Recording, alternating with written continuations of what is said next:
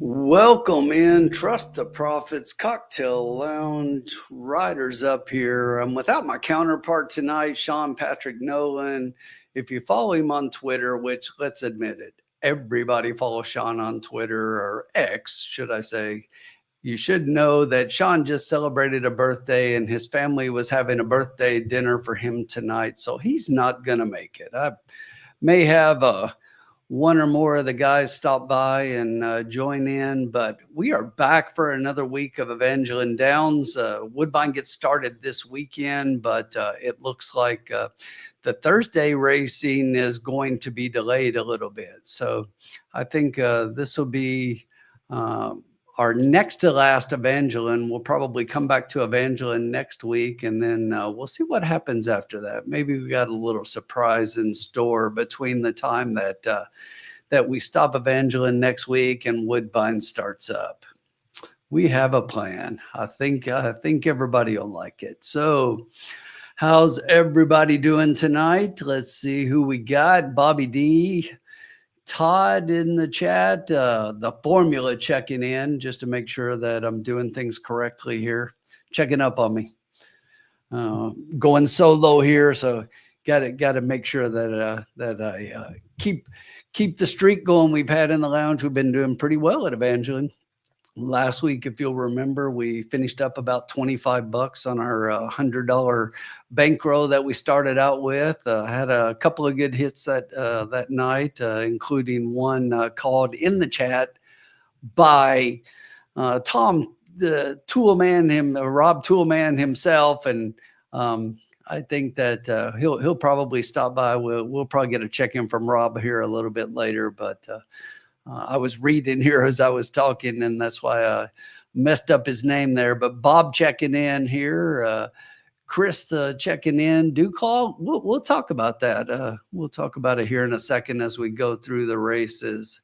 Let's see what we got here. 0 minutes to post. I'm just going to throw this out. We're not going to bet the first race. I'll do this really quickly. We're just going to do a little $2 Exactabox 5-7. $2 Exactabox 5-7. I'll put that in real quick, but we'll start as we like to start off pretty slowly here. We didn't get to talk about a lot of the horses here, and they are headed to the gate with 0 minutes. So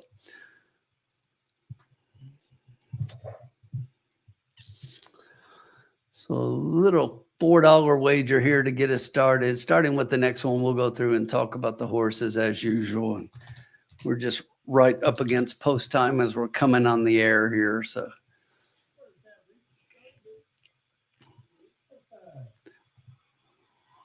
Rob says it's post time. The horses are there. What is up, Todd? I'm waiting for Uncle Sully to check in. I was at Keeneland this weekend. Went out with my family on Saturday and had somebody come up to me outside the bathroom. I thought it was some weirdo. Well, maybe it was, because it was Uncle Sully. He came up and said hello, and it was great to meet him. And we hit a couple of races and had a good time. What's going on, Dan? Yeah, I agree. 3 to 5 in this field is a little much, but Duclaw looked a little bit beatable to me. So hopefully we'll maybe get this 7 on top. Yeah, Chris, I wish we could show the races, but stick with us here. There's Uncle Sully. All right, and we are off, and I'll talk about that here in a second. From the inside, looks like 4 is going to get an early lead here. 6 is going to set a half length back just off that one. It's another half to the 3, and down on the rail is the 1. The 7 currently sitting in 5th, and 2 lengths covers the top 5 runners. It's another one back to the 5. 2 inside him, 8 and 9 trail the field, but Mo Sopo up front right now, about a length over Flaming Thunderbird in second. It's another 2 lengths back to the 1 on the rail and the 7 outside him. And just as I say that, the 3 Analytical splits both of those runners and comes up into third. Mo Sopo up front, though, still running pretty easily right now. The favorites have work to do here for sure with where they're at on the track. They're not showing fractions on the screen, so I don't know how fast they're going, but Mo Sopo, as we hit the top of the stretch, looks like he's got a pretty good lead here. They're not going to catch him. The way that this track has been playing, there is no way they are catching the 4-horse here. He is out there and gone. It is a good 6 lengths, 7. He's just pulling away. The 3 and the 5 coming late here, but nobody's going to get to the 4. The 4 is going to win by about 4 lengths over the 6. The 3 gets third. 4, 6, and 3. 14-1, over 15-1, over 8-1. The 4-5 favorite, nowhere to be found. Nowhere to be found. How about that for a starter? Mo Sopo. Edward Santiago up for Russell Richard. Wish I could have seen the fractions. So it looks like they had a finish time. That's all they put up, 1:19. So finish time wasn't great. They just let this guy crawl on the front end, and there was no catching him. He was out and gone. Yeah, Bob, it definitely should pay with those odds. As a matter of fact, let's see what we got here with the probables. Wow. Looks like the 4-6 is paying a whopping, for a $2 wager, $406.60. Yeah, I didn't have the 4 on my bingo card either. No, he didn't run anything, Hot Rod. Did not do anything. And you know, that's why we run the races, because he looked good on paper, but as somebody was commenting earlier, it's hard to take those kinds of odds in a race like this. And that right there is exactly why. So a maiden 5,000 race, and this is what happens.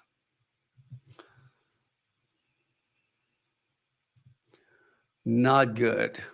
Well, it can only get better from here. Not horrible. Exactly. As we like to say in the cocktail lounge, before they even go official, we will turn the page. What up, Uncle Sully?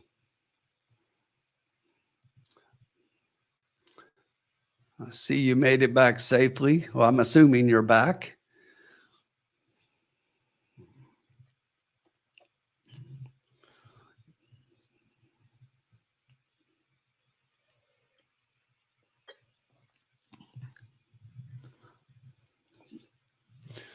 That is craziness. The 5 did get up for 4th.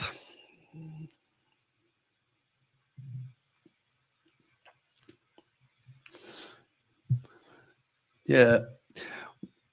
Well, before all the rain and all the craziness at Keeneland over opening weekend, we had a pretty good group that was going to show up there. So I was pretty excited about it. I thought we were going to have a good meetup. So we've definitely got to figure something out going forward where we can have some kind of Trust the Prophets meetup this summer. I'm in. Let's just figure out a place and try to handle it. It's official. 31.60, 17, and 12.80. The 6 pays 11.40, 11.40. And even show money, 7.60. So huge payouts in the beginning.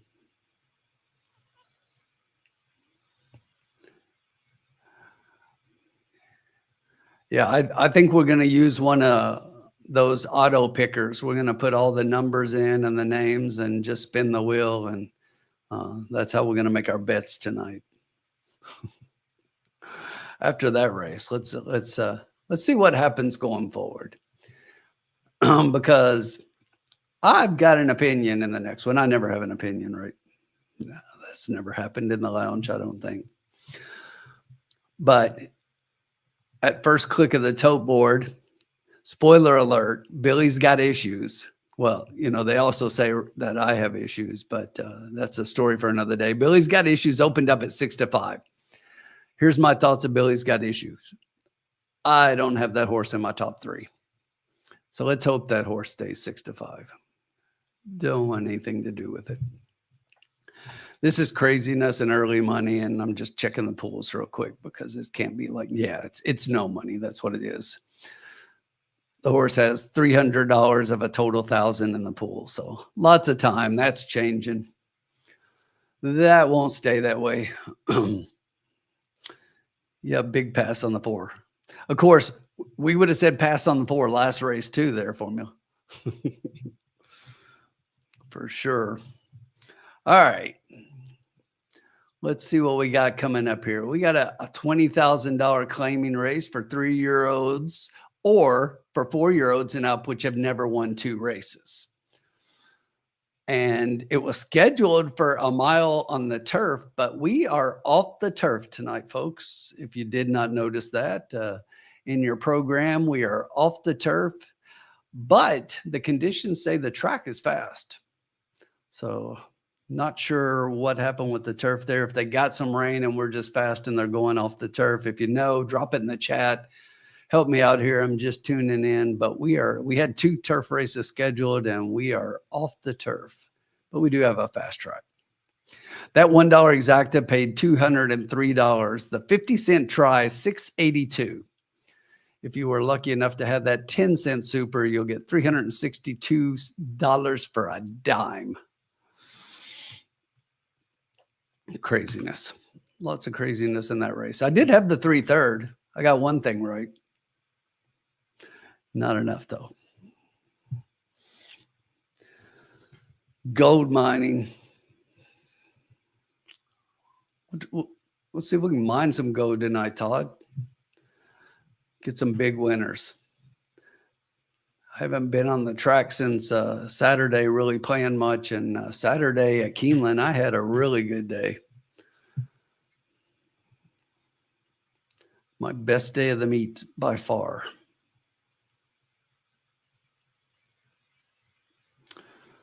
I was hoping to go tomorrow for a closing day, but I'm not going to make it out there. So got to work. Was thinking about using one of my last couple of personal days for the year here and doing that before summer, before being off for the summer. But we're going to use those next week.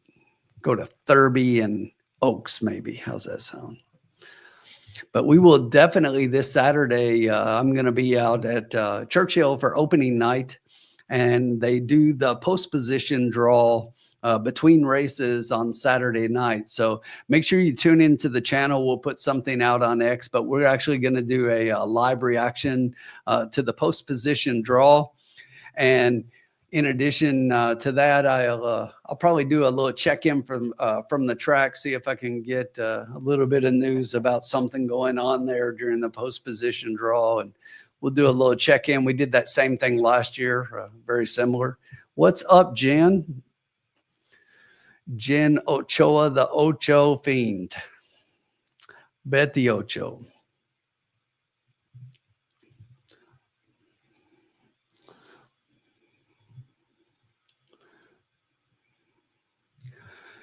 But yeah, and also the Formula and I recorded an episode of Mortal Cappers last night, so make sure you check that out. And if you don't know, it's just a fun format that we're using here. And really what we're doing is we're going through and kind of picking out some races and some plays that we would make on a particular card on a Saturday. And we just go through and we each have $100 to spend on our races. So if you go check it out, we will give you some pointers as to what we like that night. Maybe it'll help you with your wagers. But either way, we do have a couple of races we agree on, and that's normally a good sign when the Formula and I have done capping the card episodes in the past. If we agree, things play out well more often than not. So check out that episode of Mortal Cappers and check out our picks and plays, how we're approaching it. I've got a couple of strong opinions in there, and one is definitely a price. My biggest wager is on a horse above 10-1 on the back end of a single daily double. How's that? We hit that one, and we're going to be doing finishing moves on the formula here. All right. Yeah, we're at Evangeline. We got 12 minutes to post on race 2. So let's take a look here. I already talked about the conditions. So let's take a quicker look at a couple of horses here. My thoughts coming in here was that the 2 Drobny was going to be the favorite here. And most likely will pan out that way eventually. The 4 still got that money right now, though. The 2 is currently sitting at 6-1. But I do like the 2 a little bit here. This horse has been racing against much better at fairgrounds. Again, we're doing a 20 claimer. This one just broke the maiden last time out in a $30,000 maiden claimer. So now is first time against winners here, but a lot of these haven't won more than their maiden race here. So there are a few that have been racing in a little bit deeper waters, and I'll talk about a couple here in a second. But I think the 2 has a definite shot in here, but I was kind of playing against a little bit. And initially, when I handicapped this race, I did handicap this for turf before I found out that it was changing. But I still think the 2 for me is a little bit more of an underneath play. This horse is 3 for 5 in the money on the turf, but when you look at the dirt fast tracks, this horse has had 3 races on the dirt and only finished second. So I'm going to play against that one a little bit here. And if you look at the 4 that is taking the money, just because I had capped that one for turf to see if there's something there. I honestly don't see what anybody is seeing that they're dropping that money. So if we're going a mile on the dirt, this horse has run on the dirt 3 times, has run a mile off the dirt in that first race back this year from Fairgrounds. May have needed that race, but that was a claiming 30 at the Fairgrounds and didn't fare too well there. So again, I think that might be a little bit of a play against. But I'm going to tell you one I really like here, and you may think I'm off my rocker a little bit, but I like the number 3, My Liam. The number 3, My Liam, is a horse that I think is going to potentially get out front here. The track's been playing to speed. I don't see a lot of other speed that's going to hang on the front end here, and I'm wanting to give this one a shot at a little bit of a price in here. And currently it was a 12-1 morning line. I thought that I might get that, but it's 27-1 right now the way the money is going. But the money's flying all over the place. So right now the 4 just went from odds on to 3-1, and now the 11 dropped off a 6-1 morning line to 6-5. So money's still all over the place. But speaking of 11, that's the next one I was going to talk about here. This is another one that that I think definitely could improve. It's a little bit it's a little bit of an awkward position in here with the horses coming off the turf, and I'm kind of looking at it from a different perspective than I had originally handicapped it in here. But the 11 has run 3 times on dirt.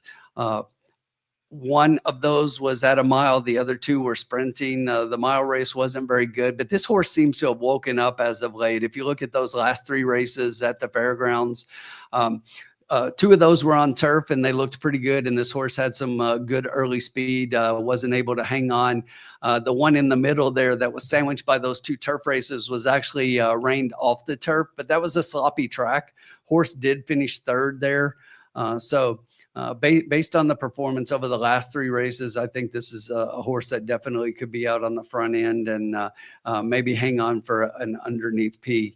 If I'm looking at the horses that I probably like the most in here off the change to the dirt track, I'm going to go to the 8 American City.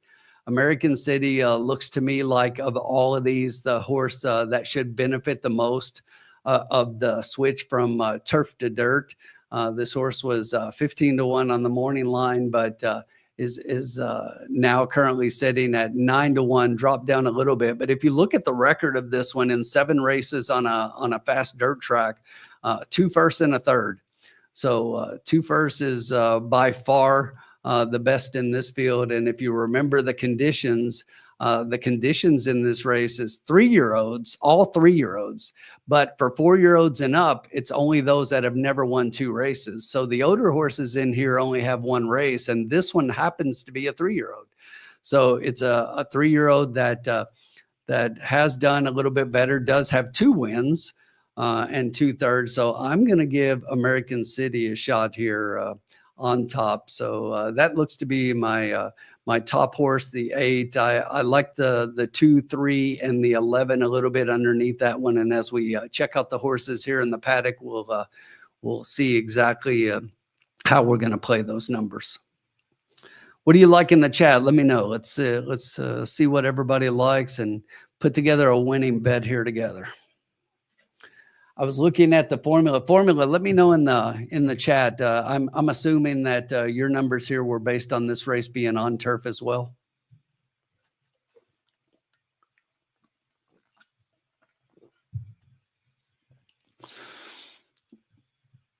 Hot Rod said he was spread.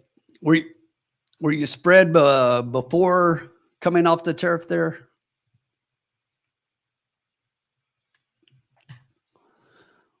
There he is, checking in. You know, he couldn't let the lounge go by a night with at least checking in the chat. The mayor himself of X, Sean Patrick Nolan, Spin Nation, just stopping by to say hello, and he will be back next week for sure. Okay, after coming off the turf for Rod. Okay, so you're sticking to those plays. All right. Yeah, the three Rod, I agree. That's why I mentioned the 3 first. So the 3 was one that kind of jumped out to me. I think the 3 as well has a little bit of dirt possibility here on the surface switch. And Gordito Hermoso, the pretty fat dude. Anyway, he's 2 for 4. He's 2 for 4 on the dirt. 1 win, 1 second. 2 for 4 in the money, should I say. I like him a little bit less than the others for sure. Jen, I'm with you. That's my top pick. I like the Ocho here. So, and if Jen, if we're gonna call it the Ocho, do we need to put Gordito or Hermoso underneath? El Ocho y el Gordito Hermoso. So, all right, horses are headed out to the track here. Yes. So as Rod mentioned there, I said there were originally 2 races. So race 5 was the other one that was going to be turf, and that one's off as well. So we're headed out to the track here. Going to take a quick look at the horses. Right now, I'm looking at the odds. The 11's holding at 7-5. I love the 9-1 on this 8. The 4 is 7-2. The 2 is 5-2. The 3 that I like is 28-1. And I just got a glance at the 8 there before they switched to the horses getting to the track, and we'll talk about that one in a second. But here's the 1, Bons Tim's Rule, 7-1. A good look at Drobny, the 2 horse, with Timmy Thornton, 5-2.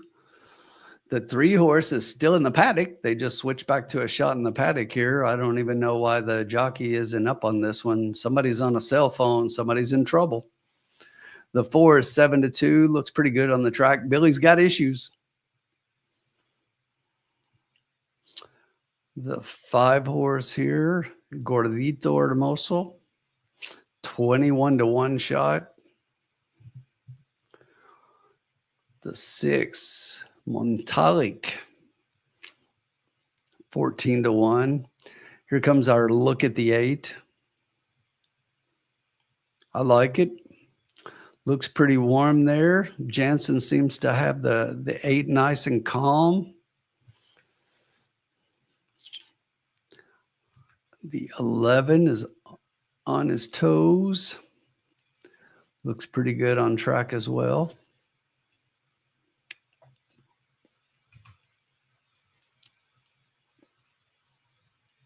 Yes, my Spanish is much better than my French, as in my French is horrible.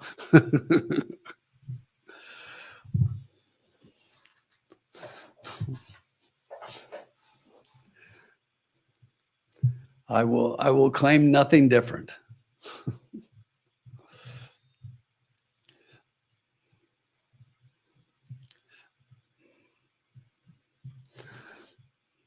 Who you calling a gringo?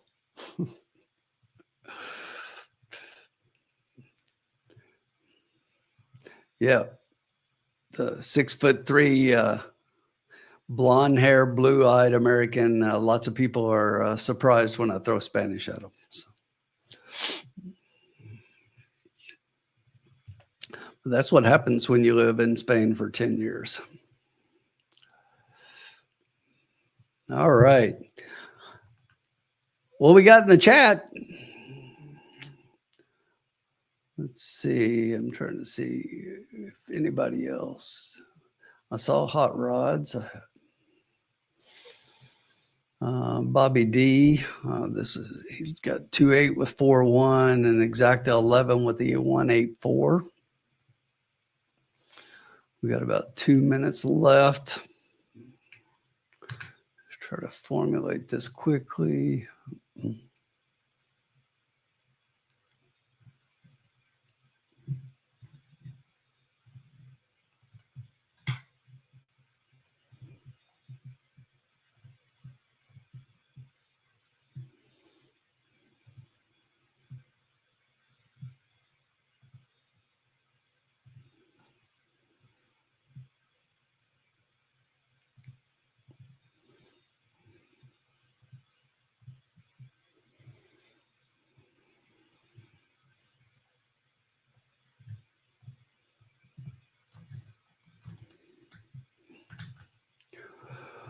All right, I think we got that together here. We're going to do something a little bit different for what we do at the lounge normally.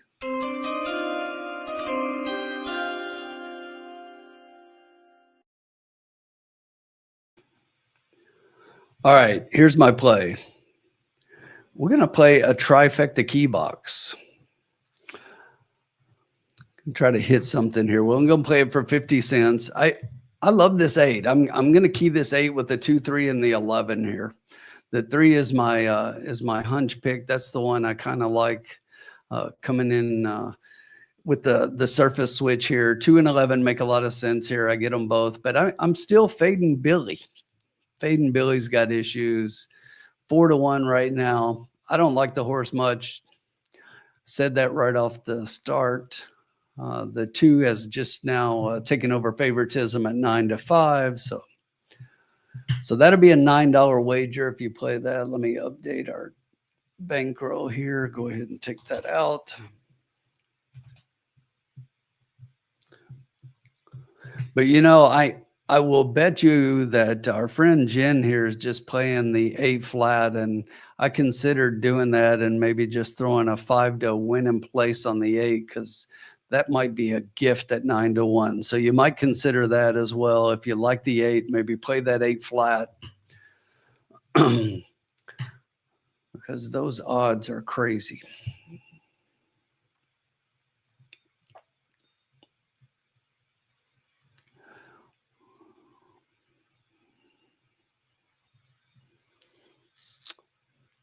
And right as I say that, we drop from 8-1 in half almost to 9-2. Now just clicked back up to 5-1. But Jen, you put too much money on the horse. You drop the odds in half. You're just going to take half the pool. That's it, though. Hammer time. Jen's hammer in American City. Sean, we're always moving the needle here in the lounge. Looks like we are circling and headed to the gate for race 2 at Evangeline.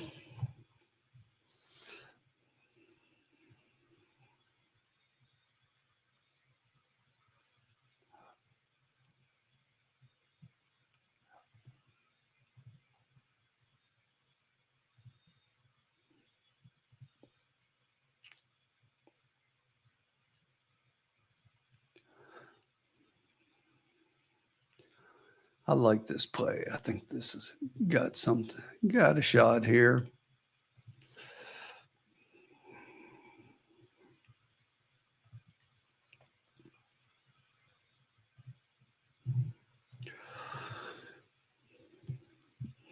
Don't forget, drop your bets in the chat there if you've got them, and that way we can highlight the winners here and congratulate those who win.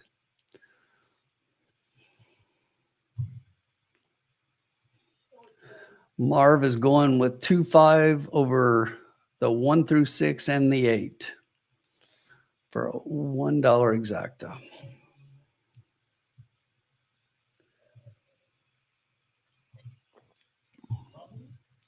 Loading up.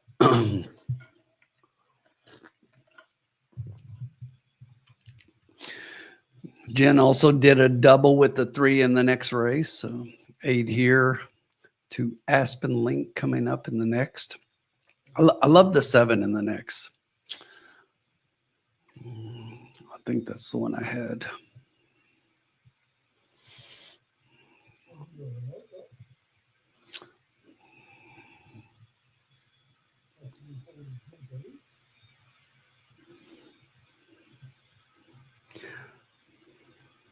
Still a couple back. Cypress Gold is still your favorite, 5-2. Drobny, the 2 horse, is also 5-2 with just a little bit less money. And that 8 American City has dropped all the way down to 3-1 now. So just behind those 2, that makes a whole lot more sense than 8-1. What's up, George? Thanks for joining us. Horses are in the gate for the second. We're about to go off here.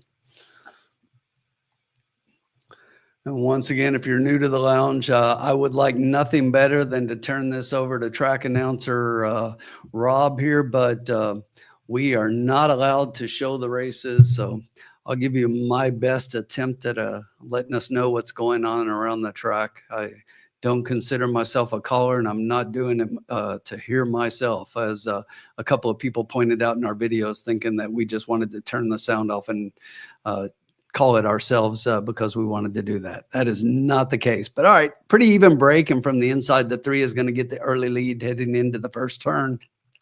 Length back outside that one is the 5 on the far outside. The 11 is in third, just moving up to second. The 2 is down on the rail in fourth. The 8 sits just outside that one. Another couple back to the 1. The 6 and the 4 trails the field up front. My Liam, there's my speed horse that I loved on dirt. That was my long shot. Cypress Gold sitting 2 lengths back outside that one. Drobny down on the inside in third. Gordito Hermoso is being passed up just as we speak by the 8 horse One More Time. So we've got that one in the striking range here. We're looking pretty good right now as far as the wager that we had. We've got all our horses in the top 4 positions. So let's hope that holds on. We'll take that 3 on top and just get the 8 involved. I would love to see that because the 3 is 44-1 and he's still going.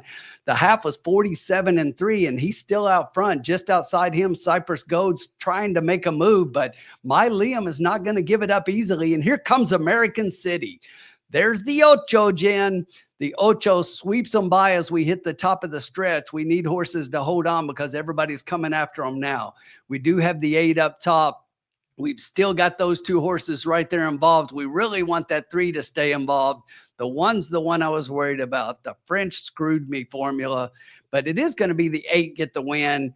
But that 1 is going to come up for a very close second. We do have the 11, then the 2 and the 3. So all our other horses were there, but the 1 kind of messed up our trifecta there. But as I was saying, the smart thing here might just be to bet him flat. So if you did that, congratulations. That was the way to go.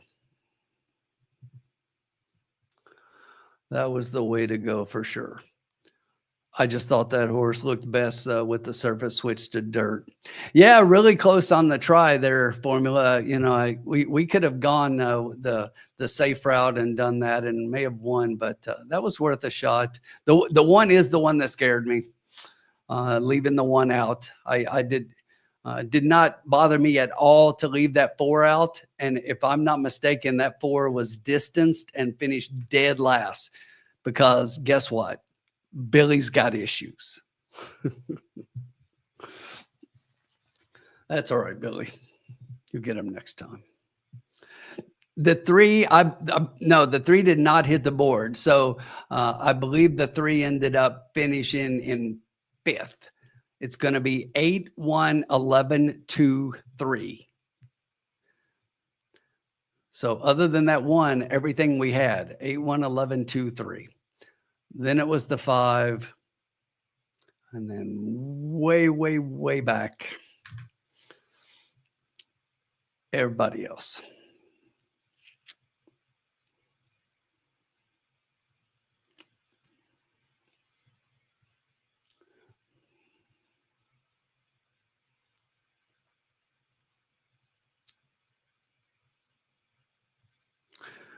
That'll work, Jen, a $5 exacta, especially having well, the 8 even took more money, was 7-2 going into the gate. The 11 and the 2 were 5-2, and that swapped. So the 8 took a lot of money right as they were going off. The 1 actually went off as your 2-1 favorite though, which that was definitely late money as well. So a lot of money on all of those horses, but right there. Yeah, it's the same, Jen. I actually did that myself, and I added flat money on him. But it's crazy to think that that the odds dropped that much. It is official. 743, 60, 240. The 1 plays 340 and 220. The 11, 280 to show.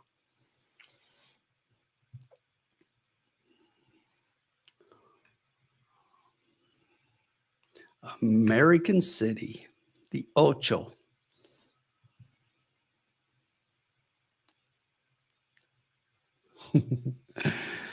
Sean said he bet the lounge bet, but he always listens to his partner and put 10 to win and place on the Ocho. So that was definitely a good bet.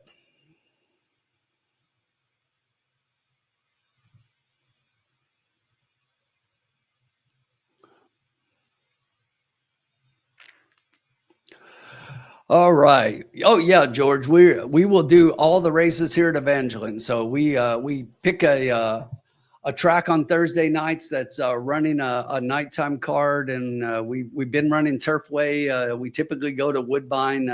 We've got a few more weeks before Woodbine starts up. Evangeline, the last year or so has been our in between track, and we got another one that's picking up a little bit then. So yeah, we still got plenty of races here.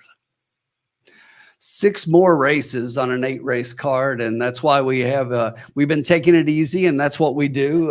As far as if you look at the ticker on the bottom there, we start out with $100 bankroll, and we've still got $87. So we been taking it nice and easy here early on, and just wading into it. We got a lot more time to turn this around. As we always say, it only takes one. You get one good hit, and a lot of times that's enough to do it. So we will see what we can do. Yeah, and definitely things changed with the surface switches there as well there. So that obviously had an impact, but I've noticed a lot of that over the last week or so. Tell me if you guys have noticed anything similar. It seems like I've seen a lot of high morning line odds horses to where the morning line doesn't even seem close. And seems like we've been seeing a little bit more of that over the last week. A few horses at Keeneland that I thought the morning line was a little bit off on, and they typically went off at much lower odds. When you think that it's too good to be true, it's normally too good to be true. But we will move on to the third race here. We still got 15 minutes until that one. Let's take a look. All right, in the third race here, we've got a 6-furlong race on the dirt. This is a $10,000 claiming race for accredited Louisiana-bred fillies, 3-year-olds, or fillies and mares, 4-year-olds and up, which have never won 2 races. And if you've been around the lounge for any length of time, this is an angle I like to play a lot. When it's a non-winners of 2, I like looking and just seeing who's got the best race overall. But these are a little bit different because the 3-year-olds can have more. And if you look down at the 7 horse here, this horse just went out of conditions because met the conditions when this horse was entered into this race, obviously. But then back on the 9th here at Evangeline, this horse in a similar event to this one at one level lower in a 5,000 non-winners at 2, this horse kind of ran away from that field in a 5.5 furlong race there, and that was really good that time out. And look at the speed figures on this horse. So you of the 6 you can see on the page, we went from an 8 to a 19 to a 20 to a 21 to a 25 and then to a 46. So she seems to be getting better every time out. That happens a lot with these young 3-year-old fillies. So I'm going to take a shot at this one. As I said, when Jim was talking about her double to the 3 here, I get the 3, and I'll talk about that one in a second. But I love the 7 here. I think the 7 makes a lot of sense. The 3 is my second pick, Aspen Link.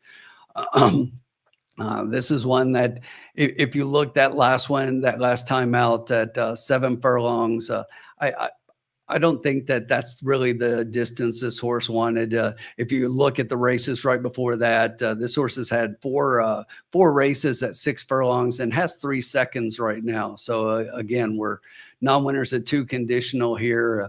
Gets Tommy Pompeo up for the second race here at Evangeline. That last race was far back, and a 12-horse race was 10th, and finished in 6th position, although didn't really change track position a whole lot as far as how many links back she was, but did run okay for the first time here on Evangeline. I think the move to Tommy Pompeo here is a big step up, an improvement on the jock. They hit about trainer jockey here, have been going at about 20%. They've won 2 out of the last 10 here, so we'll give them a shot underneath for Aspen Link. That's a 3. Under that one, I'm telling you, it just got really murky for me. I like those 2 a lot, and then after that, I could make the case for several, and I kept going back and forth on a lot of them. But I like the 2 a little bit. Cairo Charm in here. This is one been off for a short layoff here since February, but has a couple of decent works. That one 2 back looks okay. There at the Copper Crown Training Center. So that one's okay. And then right now we've got first time back here with a step down a little bit. So I think definitely we'll like this level a little bit more. Fits a little better here, most likely. This horse was in maiden special weights, broke her maiden at a maiden special weight, stepped up to allowance class immediately at Evangeline. Then went to Fairgrounds where she raced in a 20 claimer. So getting back down to the level where she probably is going to fit a little bit better. So can't just look at the lines. You got to look. She was running against much better horses, and I think she fits here and definitely could finish underneath. Lulu's Magic. This is a horse who I thought would be the favorite, is currently sitting at even money. And once again, I wasn't overwhelmed by this one. I didn't think Lulu's Magic was a standout. I was much more on the 7 and 3. If I had to rate everybody underneath, this is probably the one that I would put in third. But they're trying to figure things out with her still, and obviously the conditions. She's had 7 races and has finished in the money 4 times, a win, 2 seconds, and a third. But the blinkers on move for Shane Wilson is only something that he hits at about 10% of the time. So not something I'm overly encouraged about here. It looked like to me, and one of the reasons that I faded this horse a little bit here in 6 furlongs, if you look in that last race, looks like she moved forward a little bit, and I think she liked the 7 better than all the 6s before that. So I think she might like a little bit of a little bit more distance. So we'll see if we can beat her. And then one more that I think underneath, you got to always look at who Timmy Thornton is riding, and he's on the 5 here, Runaway Samurai. And that's one that I definitely think could also be an underneath play here. Has some early speed, showed early speed last time out. And if we've seen anything in the races so far, the two that we've seen so far is that early speed's done pretty well. So being on the lead is okay out there.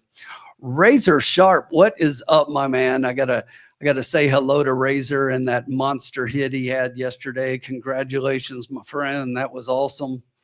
Despite all the noise you hear out there, you know what we say, F the haters. They can't be you, so they want to beat you. All right, let's see what we got here in the chat. Bobby D says he likes an exacta box 7-4 with 6-3. He's going to put win on the 7. Who else here? Formula was that? Yeah, race 3 right here. He's got 3, 4, 7, 2. So I like 7 over the 3, and 4 would be my third, as I kind of mentioned. So we're pretty close, but I really like the 7 a lot here. So we're going to try that, at least for me. Razor, what was the amount? Razor hit a couple of things yesterday, and I can't remember the total, but it was like I want to say it was 50 grand. What was the amount, Razor? He had like pick 4, pick 5, you know, in the same sequence and everything. Had wagered on the pick 5 and then wagered back on the pick 4 like a lot of us do. So 46K on the pick 5, and the pick 4 was another 12K. So almost 60 grand. Not a bad day at the office, as we like to say. No, we don't ever say that because we don't ever hit 60,000.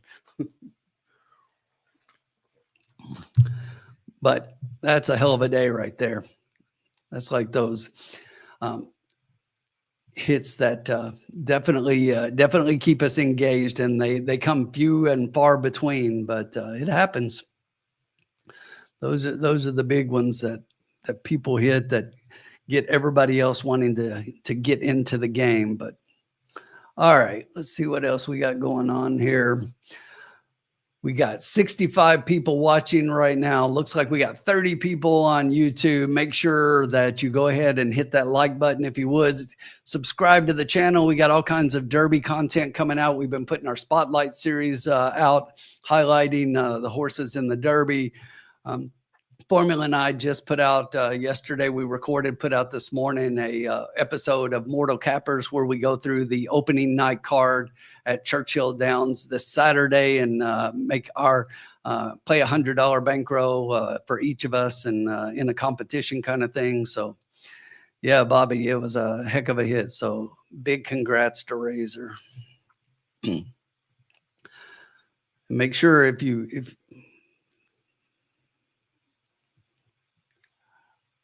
yeah. So Keeneland is one of the tracks that even when the pick 5 is hit completely, they have what they call a consolation payout, and the consolation payouts will pay out on 4 of 5, and that is an on the track wager, and some ADWs will pay the minors the consolations, and some don't pay the consolations. So it depends, and that's one of the things that some of the people are throwing at Razor, saying, and it's just like they just don't understand. So they like to poke people in the eye, but they don't know what the hell they're talking about. But anyway, congrats to my friend Razor, and make sure you check out his channel as well, Razor Sharp Picks. He does pretty much Monday through Friday, every day, live wagering. And if I know Razor, that pick, he put it out on the air yesterday as he was doing it. And, you know, if you were there, you could have played along. And I played with him a couple of days at the beginning of January when I had a couple of snow days from school and hit a pick 4 and a couple of things with him. So he definitely puts them out there. He puts his picks out, and you should sign up for his picks and take a look at what he's offering out there, because the man does this for a living. He does it every day. And as you can see from that hit yesterday, does pretty well.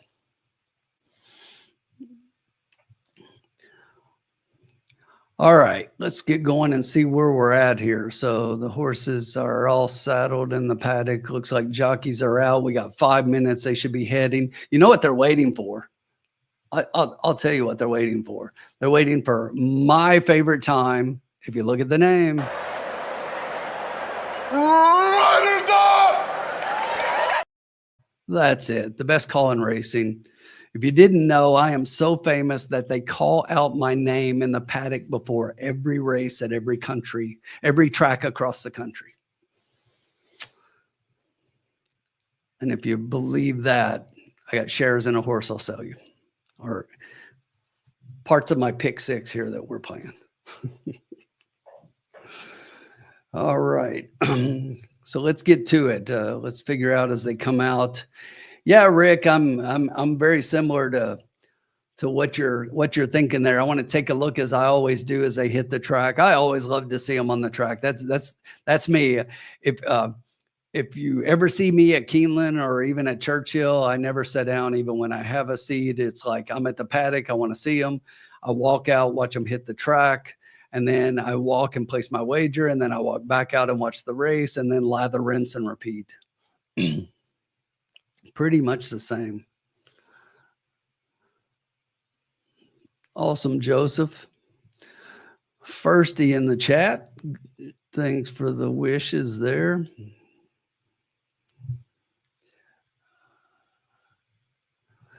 Yeah, and if you followed Razor on YouTube there and followed his channel, make sure when you if you've not been to Kick, I signed up for Kick as well. And the great thing about Kick is they can show the races and everything over there, so makes a little bit of a difference. And when I jump on, I always jump over to Kick instead of the YouTube, although they simulcast both at the same time.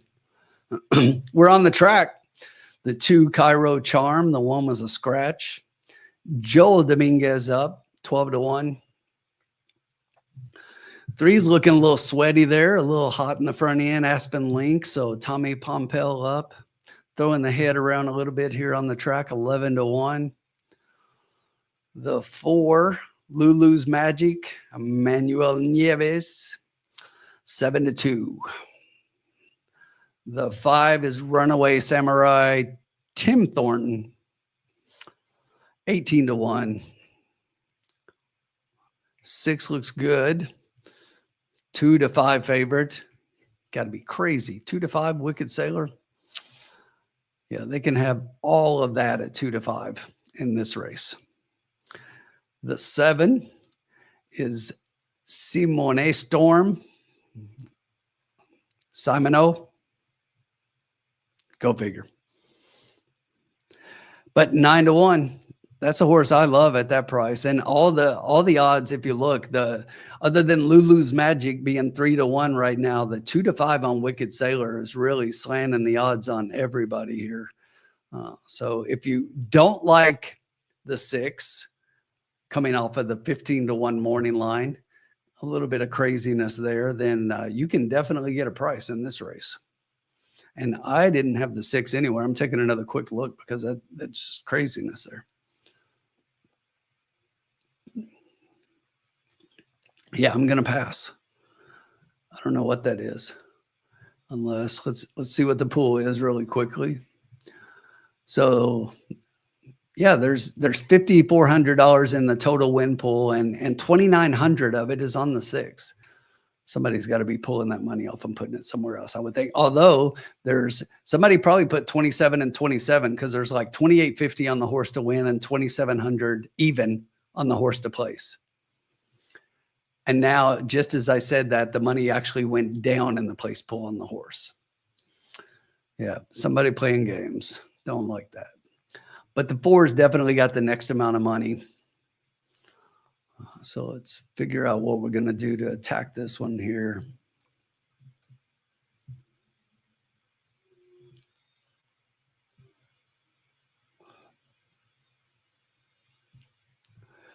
Let's see what the exact probables are here.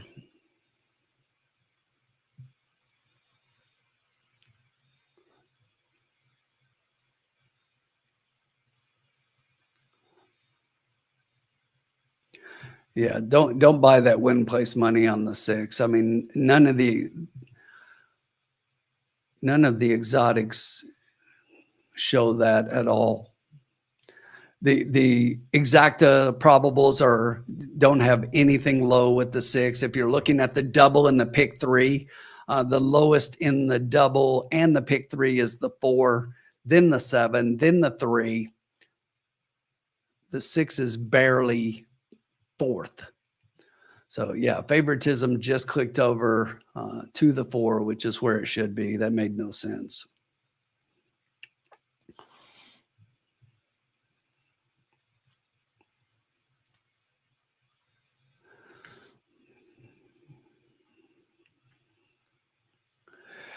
All right, let's see here. Let me get this in.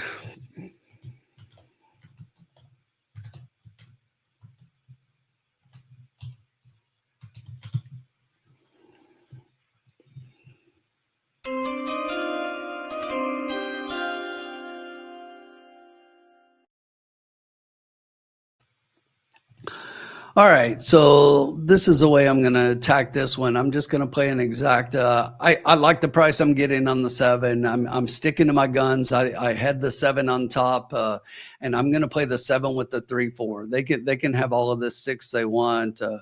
I don't like the 6. They can have it. Looks like Rod's all over the 6. Good luck with that. He thinks it's between the 4 and 6. Could be. I don't see it with the 6. 6 was the longest shot on the board in the morning line. I just don't see the drop here. 2-1 right now. Second favorite. I'll take 4-1 on the 7.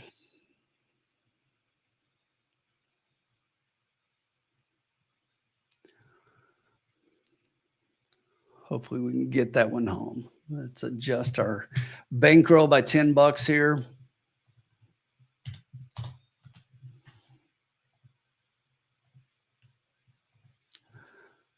So still got 77 for the rest of the races. Hopefully we get this home and we got a lot more than that. 7-3 would be really nice. Get the 4 and the 6 out of there.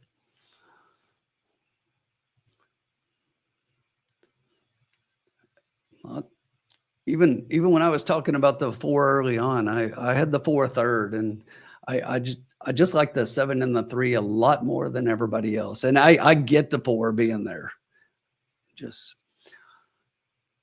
I was leaning to the other 2. We'll see if we can get that home.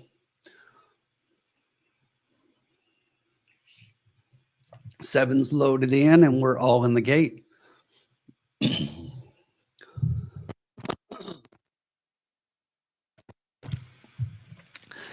Pretty even break except for the 2. The 2 got left a little bit. The 6 is going to show early speed. The 7 sitting just outside that one. The 2 comes with a rush after the bad break and comes all the way up into second position inside the 6. The 4 is going to sit back on the rail in 4th position. Just outside that one is the 5. The 3 currently behind those. Up front, Wicked Sailor goes to the quarter, smoking 21.95 seconds. Here comes Simon O. Storm on the outside. There's the 7 horse. The 4 starting to get into gear from 4th. The 3 inside that one. But right now, up front, Wicked Sailor went pretty fast. They should be clicking the half mile at 45-3. So the 6 looks done as we hit the top of the stretch. Our 7 pulls into the lead here. Simon O. Storm, we need our 3 and 4 to get up one of them. The 3 looks like he's got some legs coming on the outside.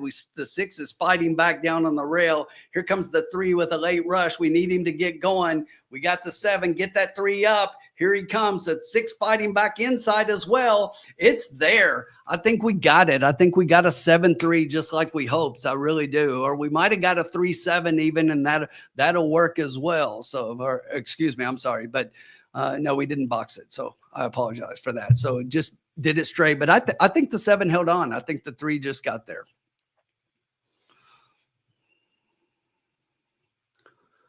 Let's see how everybody saw it. What do you guys think? 7 or 3? I know the 6 fought back for a little bit on the rail, but I definitely know that the 7 nosed him. I just don't know where the 3 came with the outside.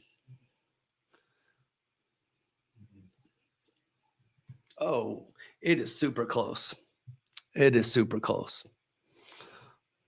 It's hard to tell with that line there as well, but yeah, so did I when I looked at it. I thought the 3, but it's really close.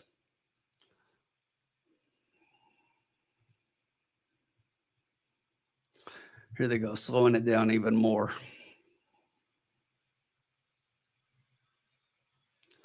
That 3 was flying late.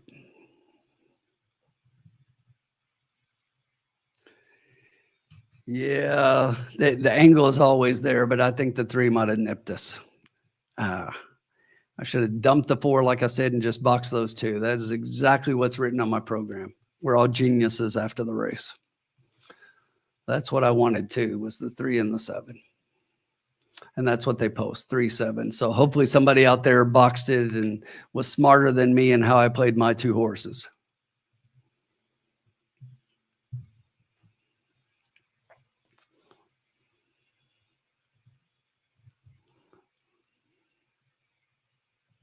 Wow, they run the official results fast. 1064.40 and 280 for the 3. The 7 pays 540 and 260, and the 6 Wicked Sailor 280 to show. The 2 Cairo Charm did end up finishing back and forth, but man, that hurts because we were right there. Those are my top 2 horses.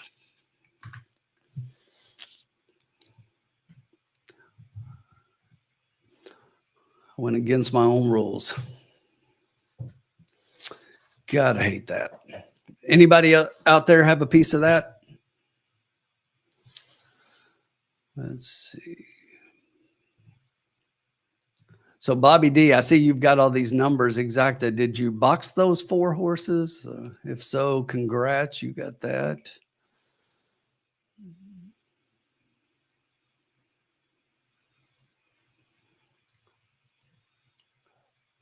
I know.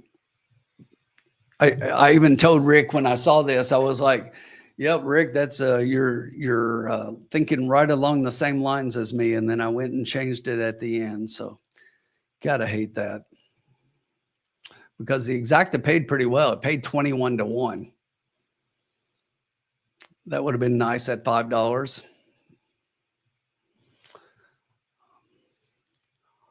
All right, I'm a stupid man. We'll fix that and move on.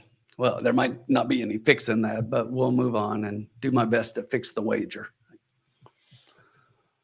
We're close though. We're close. We had the winner 2 back. We had that 8 that we loved. Then we had those 2 horses, just made the wrong bet. So we're right there. We're all around it, guys. We're hopefully this time. This has got to be the one. All right, 88 people tuning in, 29 of you on YouTube. Please, 30 of you, make sure you click that like button.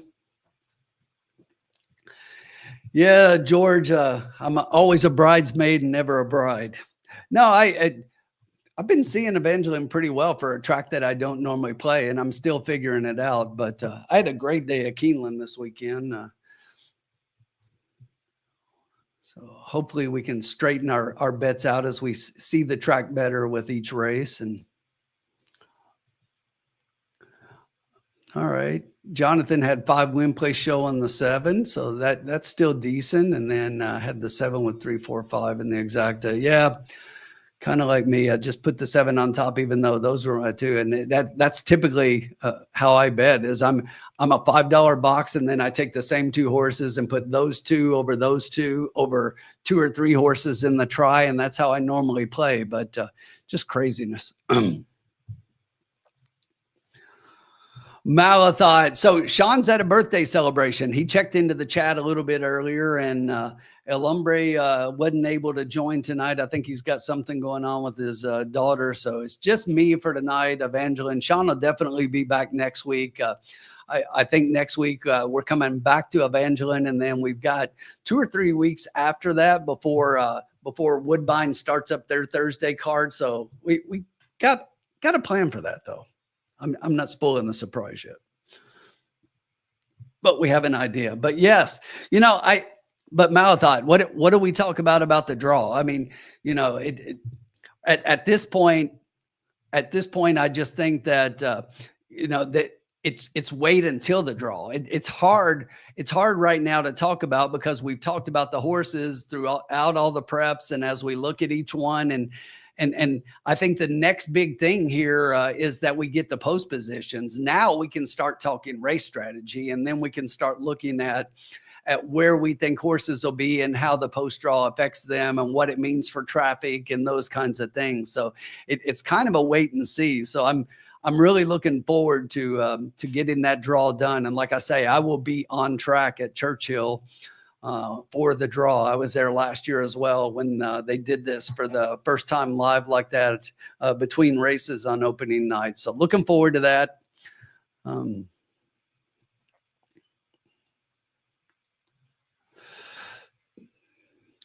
All right, George, thanks a lot. George said he opened up hitting the Keeneland trifecta. Gotta like that. Any trifecta is a good trifecta. So Hot Rod said he likes the 3 here a lot in race 4. He's starting a pick singling the 3. What are we picking? 3, 4? Let's see what we got here. We got a pick 5. Are you doing a 3 or a 5? Yeah, I totally agree. I like the Saturday draw, and plus it gives us a week. It gives us a full week to look at things and to talk about it and maybe dissect it a little bit more. What everybody wanted to hear, right? Just an extra couple of days for everybody who talks about horses to talk about horses. But I like it. It was a lot of fun last year. I was standing there, and then I look over next to me, and it's a guy standing there with a cane, and I kind of moved to get out of his way a little bit, and I'm like, oh, that's the coach standing right next to me. And then I look up, and I'm standing next to Tom Leach, the voice of the Kentucky Wildcats and one of the track handicappers at Keeneland, for those of you that know Tom. So it was a star-studded affair. And of course, the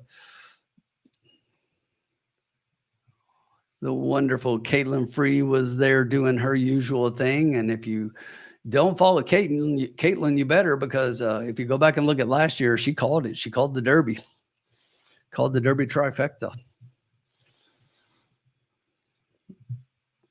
But should be a lot of fun. And watch the channel. And that's why I say, if you're on here, make sure you subscribe and maybe ring the bell so you know when we go live for things. But this Saturday, we're going to do a live reaction to the post position draw. So we will be on the air just to do a post position draw, and I'll probably check in with the guys on the air and do a live from the track kind of short commentary about what's going on out there. But we did the same thing last year. It was a lot of fun.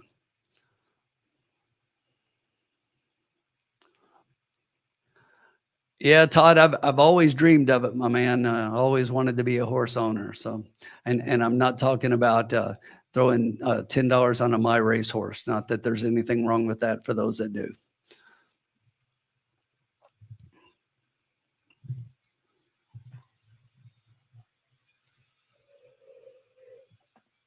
All right, so we got 13 minutes to race 4. Let's start dissecting this one a little bit and take a look. See what we got here.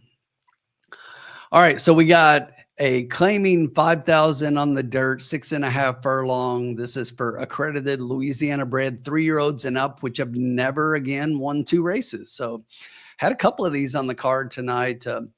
I definitely have a really strong opinion on my top pick in here, as I think a lot of people will. And I think you saw Hot Rod. I threw his up there. He said he liked the 3 here and was singling the 3. And that's my top pick as well. As I look at the board, though, it's a little bit of craziness because I thought the 3 would be a huge favorite. And right now, here we go again. The 4, One More Sleep, is your 2-1 favorite, and the 3 is 9-2. I hope that stays.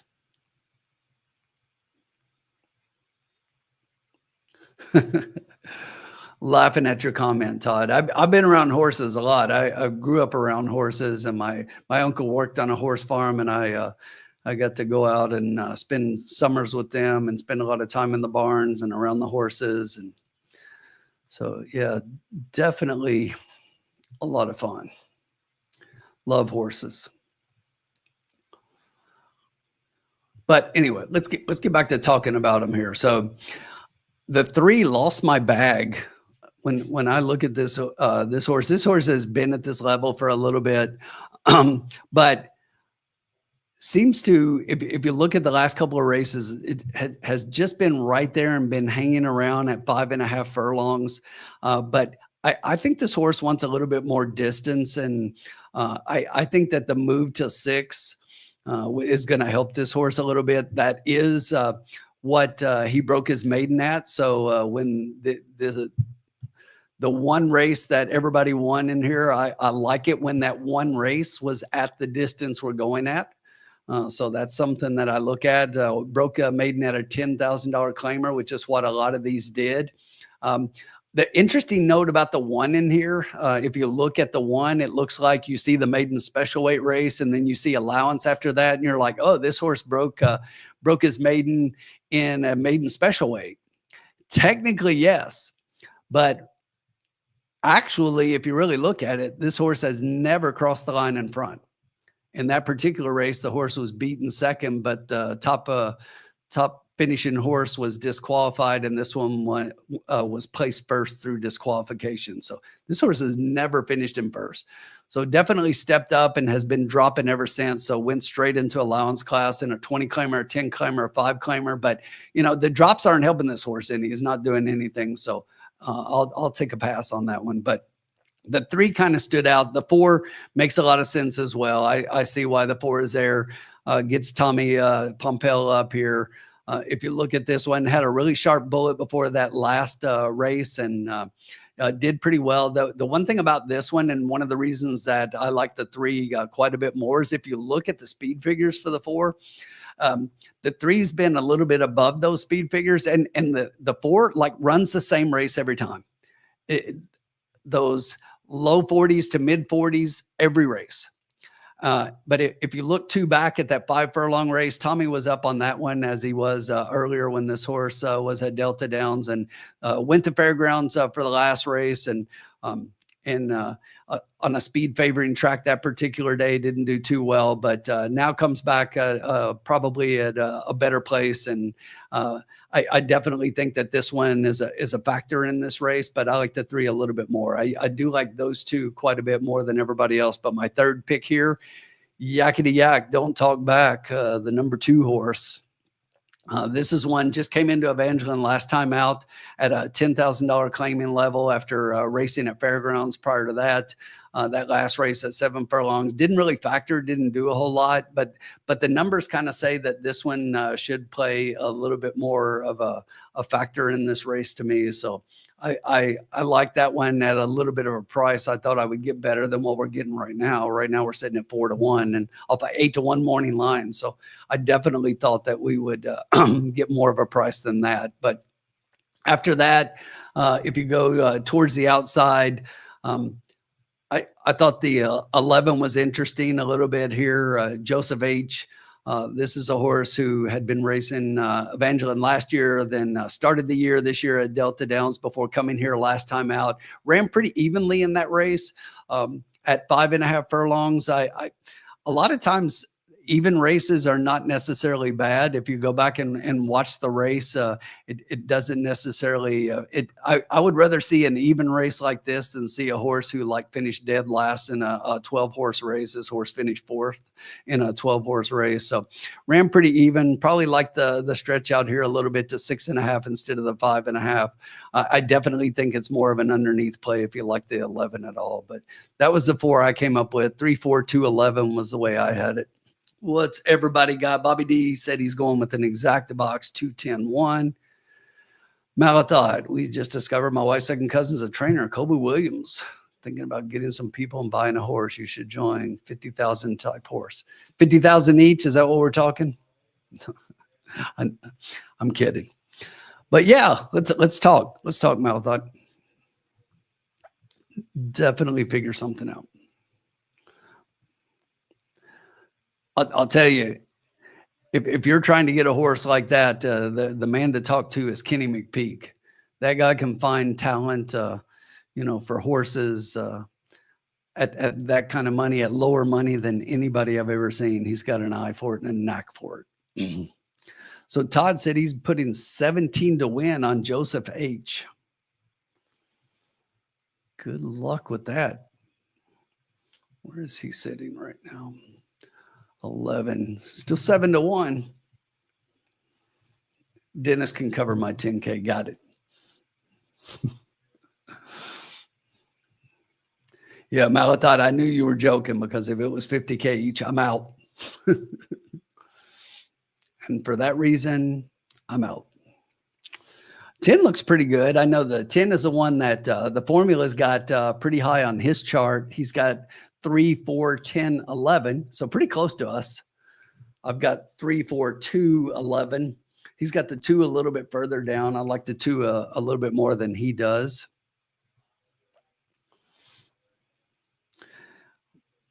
Yeah, Mike, Malathot's talking about wanting to do that. So win bet on the 3, exacta 3 with the 2, 4, 6, 11. Keen the 3 with 2, 4, 6, 11. Same in the superfecta. All right. Mike, Malathot's going to look you up at Keeneland tomorrow. You guys watch Being on Track tomorrow. Here we got some nasty weather moving in. So I was going to make it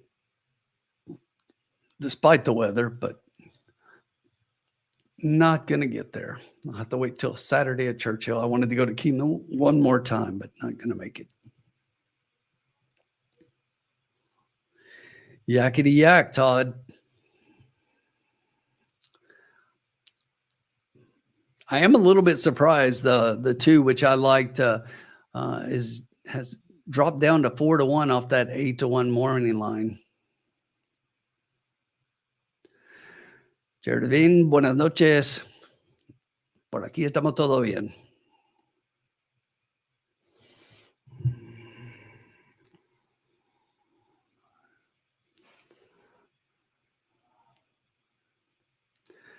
Three looks good. I like that 4 to 1. The 4 right now is the favorite at 3 to 1. So kind of lukewarm right now. The 4 is 3. The 2 and the 3 are 3 to 1.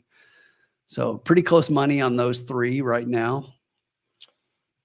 As we head out to the track here.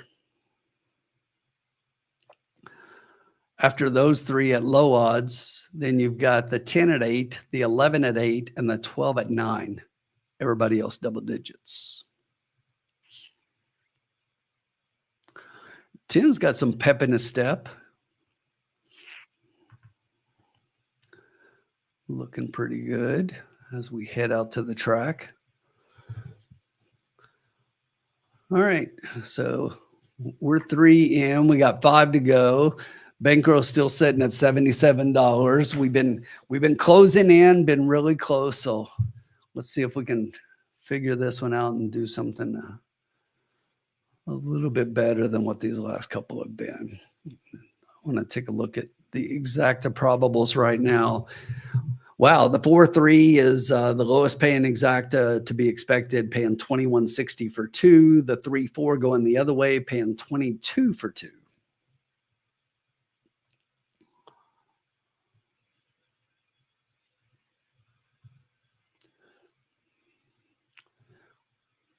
And once again, we still got 1 horse in the paddock.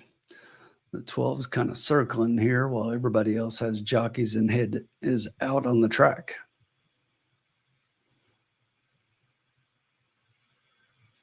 Oh, I think they were waiting on a jockey or 2 here.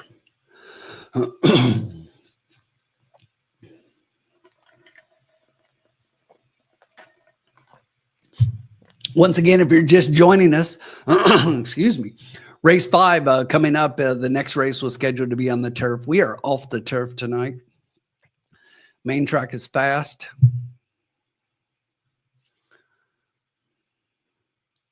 And I've got an angle I like in the next one. We'll talk about when we get there. Right now, you talk about even odds. The 2, 3, and 4 are all 4-1. Now even the jockeys that were up are off. So something going on in the paddock. We got a bit of a delay because we are 2 minutes to post and the jockeys are now off the horses. I wonder if we got some weather.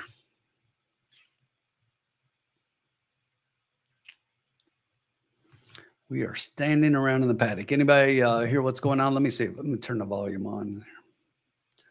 See if we can get Rob to give us some insight here.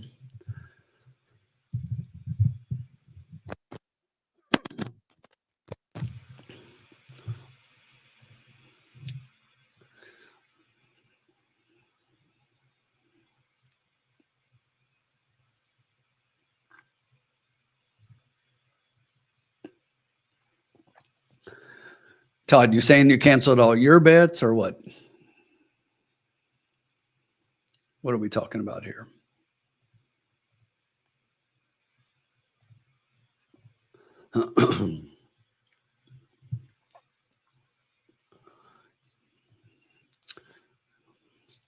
Yeah, the pools are really a little bit lower than they even normally are at Evangeline. They're normally never huge, but right now the total win pool is 3,800. 1,300 in the place pool and 1,400 in the show pool. But the 3 has the most money in the win pool right now. The 2 just behind that one, and the 4 another 100 behind that one.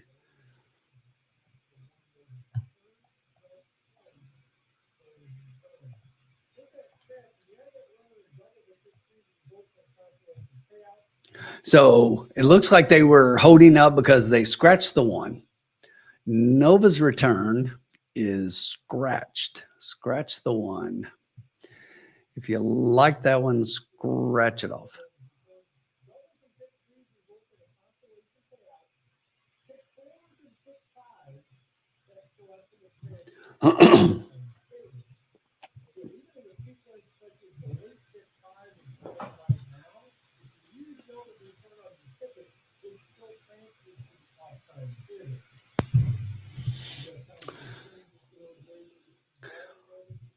Rob just explaining all the wagers with the cancel of the 1.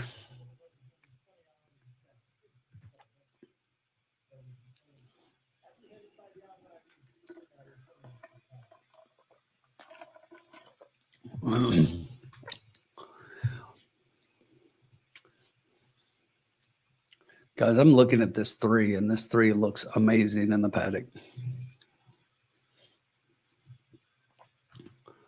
Love the 3 here. It's definitely a standout pick for me. Formula has it on top. And Bobby D hears me say I love the 3 and doesn't even include it. He's just going 2, 10, 7. Good luck, Bobby.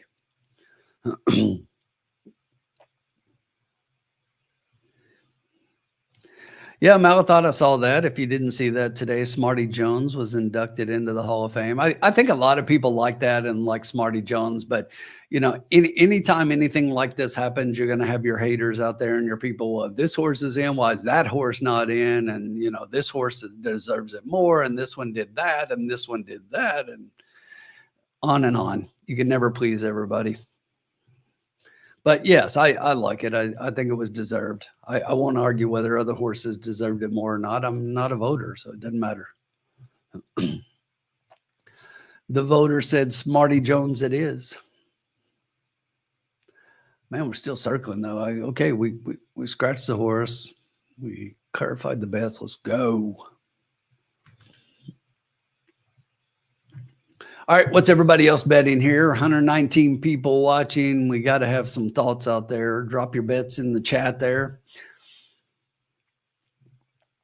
Let us know what you like.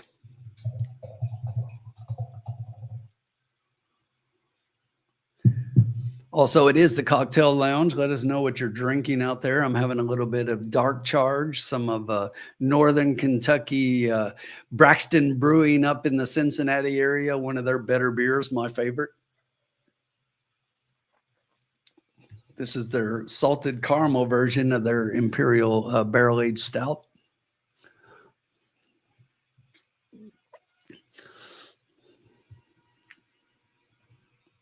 All right. Now we got the call to post. And the riders are back up and we're headed out. Coffee for Todd. Gizmo, what is up? How are you?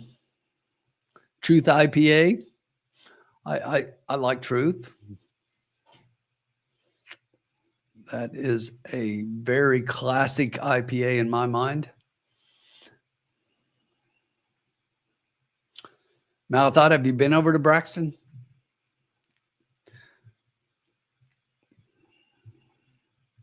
I go up there every year for their dark charge day that they have, and this, like I say, this is one of my favorite stouts, and they always release the base in a couple of different variants, and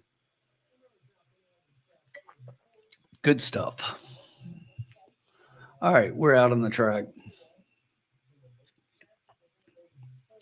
Again, the 1 is scratched, the 5 was already scratched, and the 13 and the 14 are out.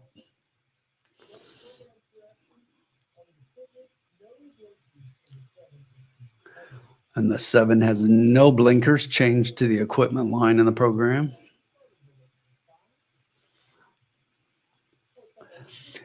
If you're betting a pick 5, it starts here in race 4.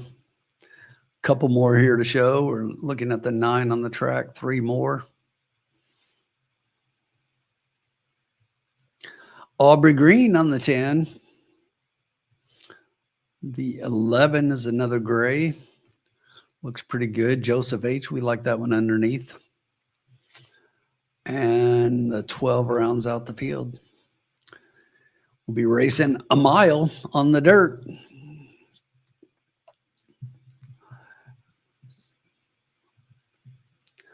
Thoughts on the 6?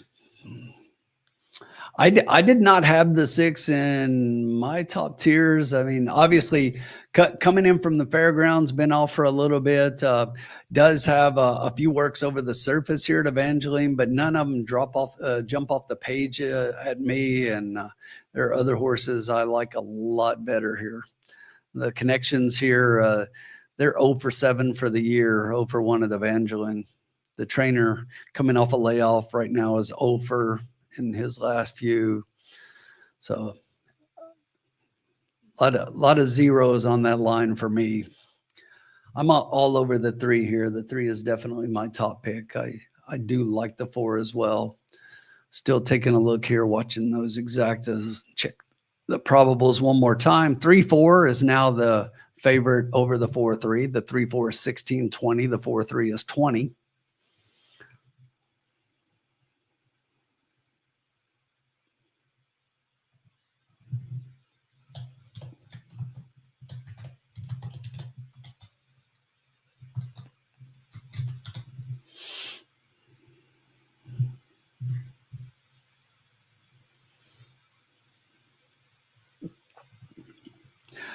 All right.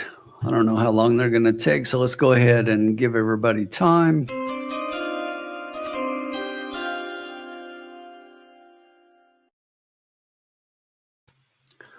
All right, I'm doing this race what I should have done last race, and that is I'm taking my conviction of the top 2 that I really like, and I know they're chalk, but this is paying okay. I'll take 10-1 or so, and if we're all right, and I think these 2 are I've got these 2 quite a bit better than everybody else. I did have the 2 and 11 next. If I was playing a trifecta, I would go 3-4 with 3-4 with the 2-11.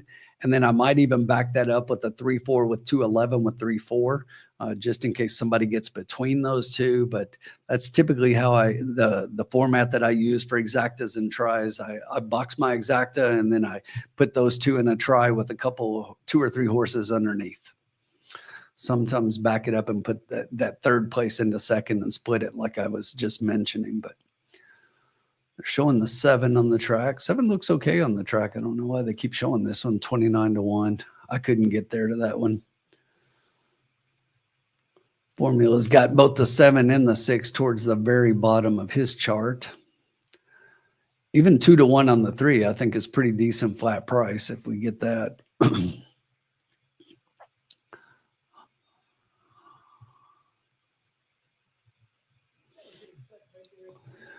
Horses are heading that way, it looks like.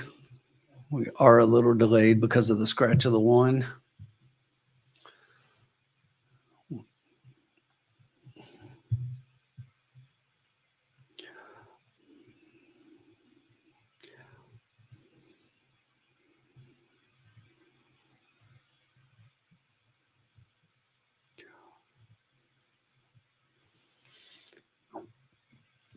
Race 4 once again. We got the 3-4 exacta box here for $5. We like the 2 and 11 a little bit underneath those.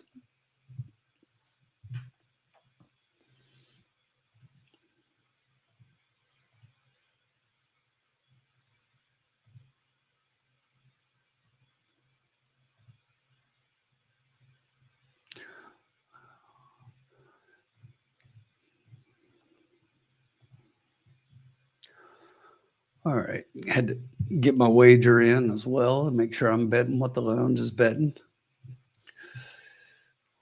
I actually make the bets myself on my own account as well as what you see here on the screen. So that's what I'm playing.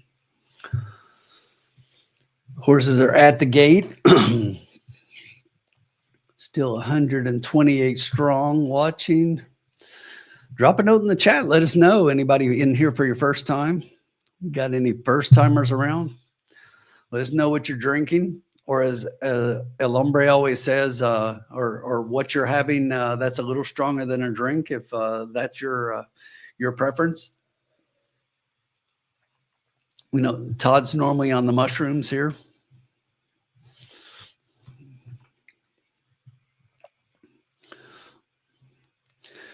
All right, Jacob, welcome in.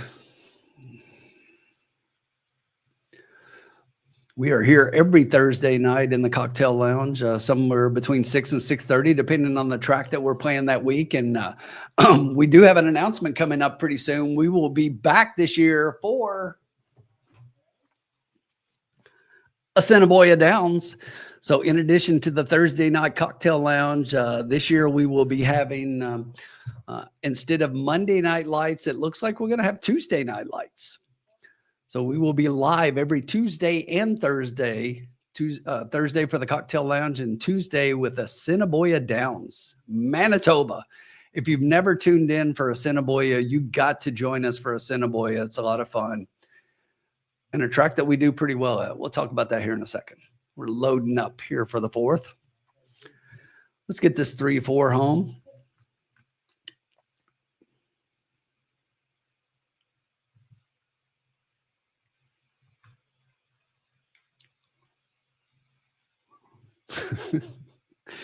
Yeah, JG Funk, I'm with you.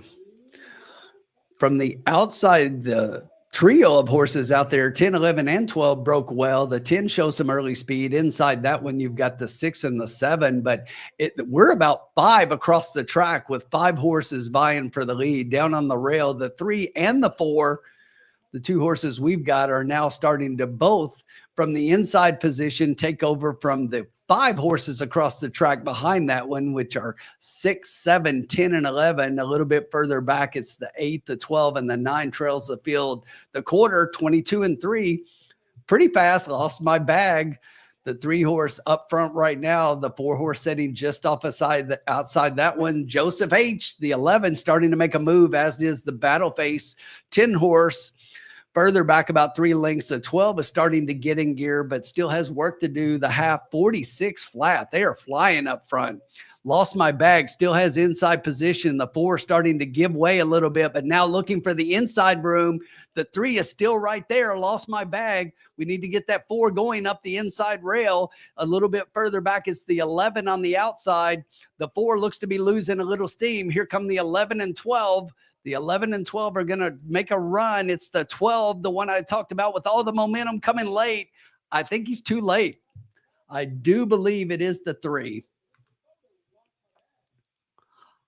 I do believe it is the 3. Lost my bag over a cat's pick. That 12 was flying as we hit the top of the stretch. I kind of called that one out as you saw the momentum that one had, and definitely mowed them down in the stretch. The 4 lost all momentum in the stretch. Not sure what that one was doing, but but the 3 definitely was the horse in this race. So again, if you bet that one flat, we had a pretty good price. So didn't like the 12 at all. Would not have had that one. I'm pretty sure that the 3 still held on. 3, 12, 11, it looks like to me.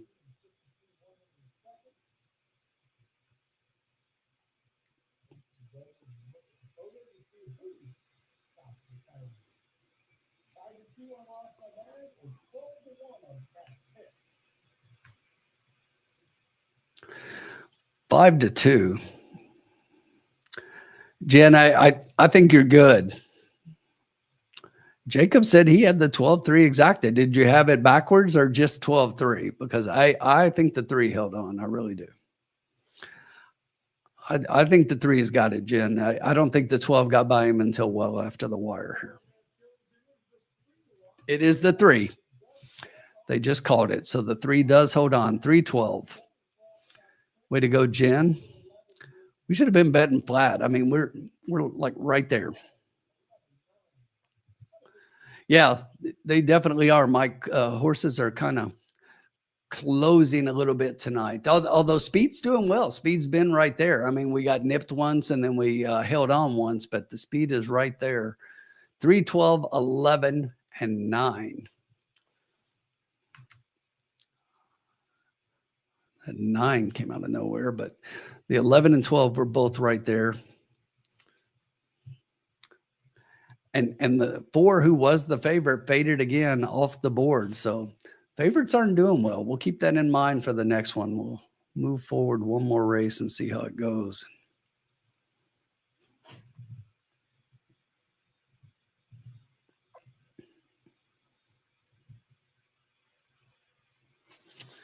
Nice job, Jen.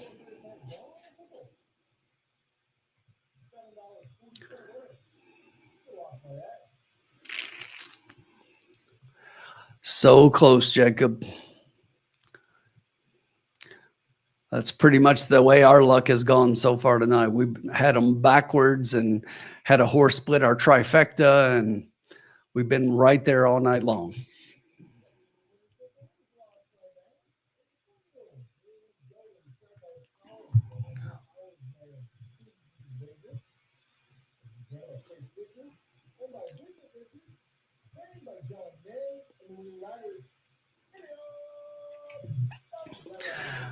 Way to go, Rick. Rick had 5 to win in place on the 3. So well done, because the horse pays $740 and $420. So you'll get that times 2.5. Way to go. Congrats to Rick. Anybody else have that one? All right, Jen, $64 exacta. Look at you go. Yeah, so back to this really quickly. Rick said, love Assiniboia. I do too. It's a really fun track. And the great thing about it is the horses run back really quickly. And throughout the course of the season, since we're there every week, you get to know the horses. We remember when they ran last. They'll run multiple times during the meet. There's not a lot of shippers that you got to deal with. It's kind of their colony and their colony alone. And same thing with the jocks. You don't have a lot of people coming in, and you'll get an occasional horse coming from somewhere. But for the most part, it's just the Assiniboia horses and Assiniboia connections. But great track. They're definitely fan friendly and try to do a lot of fan promotions and things. And we love betting that track and have a lot of fun doing it. So make sure you tune in when they start back up soon. Follow along with the channel. We'll be putting stuff out, but that'll be on Tuesdays.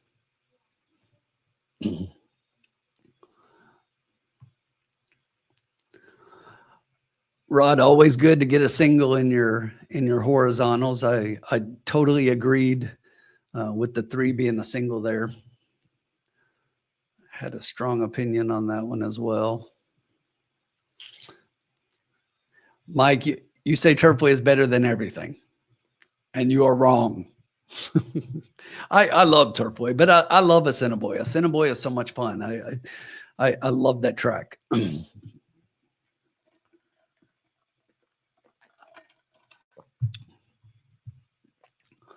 Lots of fun. 145 people tuning in. Welcome in, everybody. Cocktail Lounge. We do live handicapping and wagering every Thursday night here in the lounge. Normally, I'm with my counterpart, Sean Patrick Nolan, and he is off celebrating his birthday with his family tonight. And still might get somebody join me here shortly. We are halfway through the card at Evangeline Downs. We are 4 in, 4 to go. 8 race card tonight. If everything goes as planned, the 8th race should go off about 9:40 Eastern. So we got about another hour and a half left. 4 more races to go. 13 minutes till this one. So let's take a look here. We've got a $30,000 maiden special weight coming up for maidens 3-year-olds and up. And this race was originally carded for the turf, and we are off the turf tonight at Evangeline. Track is fast, but we are off the turf. So I did get the word of off the turf before I looked at this one. So it will definitely be a little bit better than my on-the-spot handicapping of the last one that I had handicapped ahead of time for the turf. But, you know, if there's an angle I like for a race coming off the turf, it's who are the MTOs, the main track only entered horses. So when they wrote the conditions for this particular race, the 11 horse entered the race as main track only. So they entered saying that we're only going to race. We will scratch if you're on the turf. But if we happen to go off turf, we want to run. So that normally says that they think they got a shot if they're coming off the turf. So I like the 11 a lot here. This one is coming off of quite a bit of a layoff here, off since May of last year. But I like the pattern of works here. This horse has been working down at Retama Park, San Antonio. Been to that track if you've ever been there. So really nice track there. Really close to my son down there in San Antonio. But yeah, I like Smarty's back here. I think this is a good spot for this one to get back into it. 7.5 furlongs. So should be a good opportunity for that one against a lot of horses in here who were hoping to get onto the turf. Now, when you look at the dirt record of most of these horses in here, it's not stellar. There's lots of zeros, lots of every time they've been on dirt. Smarty's back has been 3 times on dirt and has a second and a third. And again, we're talking maidens here. So I think it's a good fit here. They entered just for the conditions. So we're going to take a shot with the 11. And again, don't look at the board right now because it'll go crazy. Because Smarty's back is 30-1 off a 6-1 morning line, but I expect that to come way down. Then when underneath that one, I went all the way to the inside Magistrate. This is one that makes a lot of sense, is probably going to show early speed, has the speed to do that. But as we've kind of seen, speed has been going backwards a little bit in the lane. And even though the 11 has some speed, the 11 has also shown the ability to rate as in that 1-3 back at Delta Downs. So where they sat 7th early and came with the run in the stretch, just getting beaten for second there. But Magistrate is one that obviously fits here. This is one that I figured to be the favorite here, is not currently, but probably will be. So it definitely fits. Third off a layoff, coming in from Fairgrounds, been racing against Bettor. But I think we can beat this horse. I think we can beat it, and I'm going to try to do that with the 11. Under that one, I had a little bit of trouble getting past a couple of different horses, deciding between a couple of horses, should I say. So those two were the 3 and the 8. The 8's the one that's taking quite a bit of money right now, is at even money. And this is another horse who last couple of races at a mile on the turf seems to have figured things out a little bit. When you look at this horse and look at those last 2 races, they moved this horse over to the turf and has completely woken up and finished second, and that's why they were entered here. But if you look at the races on the dirt, and this is the thing about this one and why I'm more underneath with this one, the races on dirt weren't as good. The buyer figures went way forward when this one was on the turf. And I'm going to say that they regress a little bit. The works are okay, though, when you look at that work back at the 27th of March at Louisiana Downs, 47 and 3/4 furlongs. So good work on the dirt, but Louisiana Downs and Evangeline are two different surfaces here. That doesn't necessarily translate over. And we've got 3 races that this one ran there on the dirt, and does have the 1/3 place finish in the maiden special weight first time out. That was at 6.5 furlongs. We're going 7.5 this time. So definitely can finish underneath. Could be the one, but I think we can beat this horse. And then the last one was the horse I was trying to get a little bit of a price with, and here was the 3 off a 12-1 morning line. Currently sitting at 23-1. Again, I expect that to change. This one should be somewhere around the morning line. Gets Tim Thornton back up. Timmy rode this one at Delta Downs, and then the horse shipped over to Fairgrounds. Raced there on the turf, and they were hoping to come back and go second out on the turf here, but instead they're right back to the dirt. This horse does have 5 races on the dirt, does have a second and a third in those 5 races. So does have some experience, has 1 race at the distance. If you look 3 back, went 6.5 furlongs, was 5th early, and then made a little bit of a move in the stretch, beating a good 4 1/4 lengths, but was second in that race. Just no match for the winner there. So potential here for this one to move forward a little bit. As I said, I would play the 3 ahead of the 8 underneath just because of the odds. I like it, but I really think 11-1 is pretty solid up top. And with saying that, let's take a look at everybody else. Malachi, yeah, I agree. And that's what I was saying is that when I looked at this race and the way it shaped up, you've got a few with speed. And if you look at the last race of the 11, you may think that the 11 is speed as well. But if you also look at the races back before that, the horse was rating. So yes, the last time out on the turf, this horse did show some early speed, but looks to be a horse that prefers to rate a little bit. So I'm going to take a shot on this one. I think the horse is going to be probably somewhere mid-pack early on, and there's enough speed inside this one to where we're going to take a shot.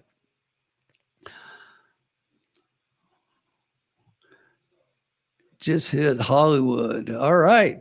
Win plays 28-1. Bobby D is going to play an exacta box 8-6 with 193. Let me mute Rob so I don't get in trouble here playing their feed. Let's see what else we got. Hey, Irene, welcome in. I didn't see you drop in. I was talking. Yeah, you know me. I always say I don't ever claim to be the greatest handicapper in the world, and nor one of the be able to match up with a lot of the better handicappers in the nation. But I can hold my own. I know what I'm looking at. I'm just sharing my thoughts. And if you think I'm crazy and you like something else, what I say is bet what you like.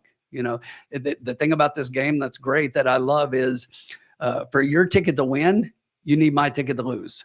So we're betting against each other. The losing tickets pay the winning tickets. And that's how it works. It's a pari-mutuel game. So you want people to not think like you. It just drives me crazy. We put out videos all the time and people are like, you're crazy. You're stupid for thinking this. All right. It's just my opinion. Doesn't mean I'm right. It's just my opinion. If everybody liked the same horse, none of us would ever win any money.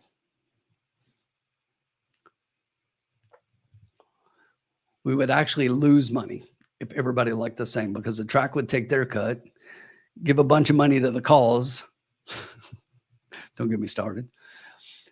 And then we would get back a fraction of what we wagered. So they're showing the 8 in the paddock. The 8 looks really good. I don't like a 7-5 price in a maiden weight race. We talked about this a little bit earlier. In that race, it was the same thing. We had a maiden race earlier on, and you had a horse like 2-5 or something, and that horse finished off the board. And you know what? A lot of times the 2-5 is going to win, but if that horse is going to win at those odds in a maiden race, I'm probably going to lose. Jen, you're betting the Ocho? Color me surprised. With the 8, with the 9, 10, 11. All right. I definitely like the 11. That's my top pick, and we're still getting 10-1. Let me look at your 9 and 10. I didn't talk about them a lot. So the 10's coming off a long layoff, 2 races at Gulfstream on the turf. Has not raced on the dirt. So let's take a look.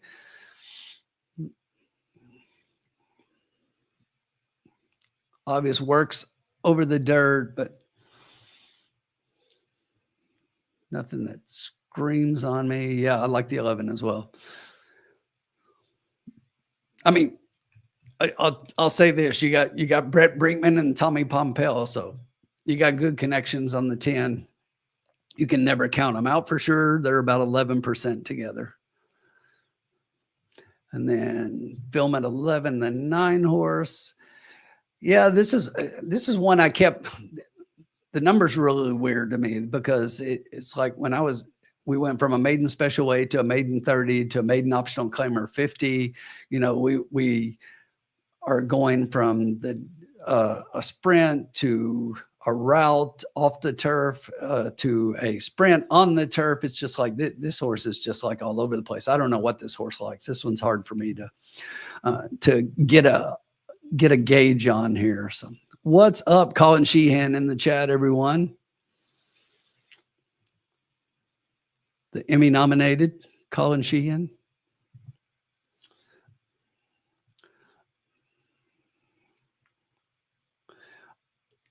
Yeah, Malathot, look, don't ever apologize to anybody for liking a horse. When people say that you're crazy, I don't like that horse. It's like, okay, here we go. Now we got the man, the myth, the legend, Tom Barsh checking in from Hot Springs.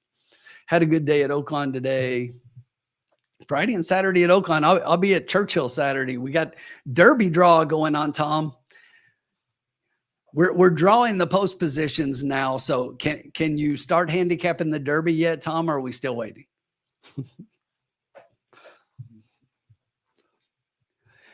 And Malathot, to your point, I think a lot of people like American Promise and what he showed in his race earlier. But there are those who are going to talk about that particular prep as a Kentucky Derby prep, and all that stuff is great in the past. And yes, history is history, and it's definitely something I look at historical stats myself, but it's just one piece of the puzzle. It's just one piece of the puzzle.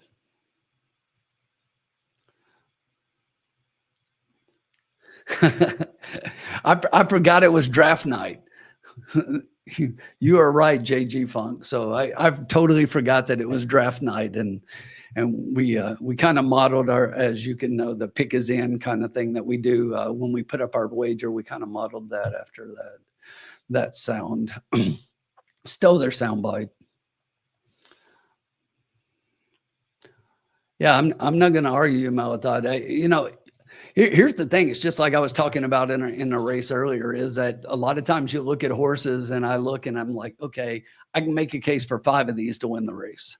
And that happens a lot. And how many times do you see the people that get paid to handicap on air when they're showing the big races and they go through and everybody gives their picks and there are 7 of them and they got 5 different picks, and it's just crazy. So Tom has given us permission. We may now start to handicap the race. Yeah, that's always the question. I don't know, though. It's been pretty solid. If we can figure out what Owen Almighty is going to do, is he in? Is he out? Is he in? Is he out? But other than that, we haven't had a lot of defections, and you always run the risk of, vet things kind of happening, and you hope that none of that happens and everybody gets safe and secure to Derby Day, and we get the full field race as it's projected. But yeah, it's always something to keep in mind for sure. Horses are on the track. We're showing 0 minutes, but we'll have a couple here. We'll take a quick look and figure out how we're betting. And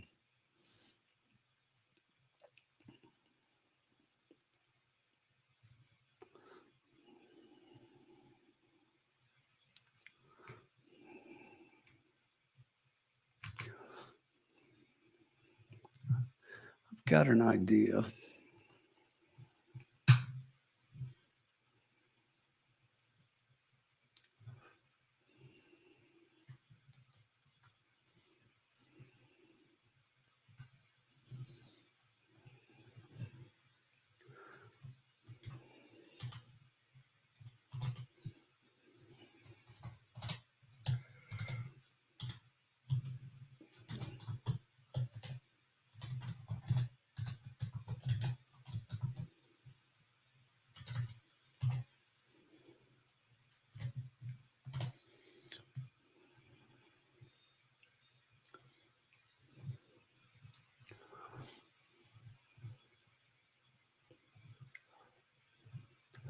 All right, I'm putting our wager together, so give me 1 second and we'll get this going.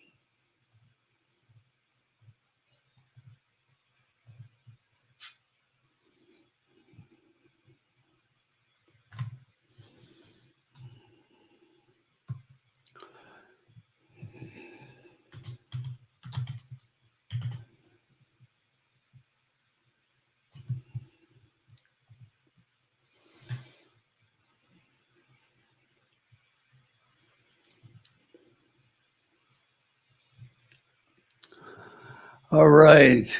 All right. If you're watching the draft, it's not their pick, it's ours.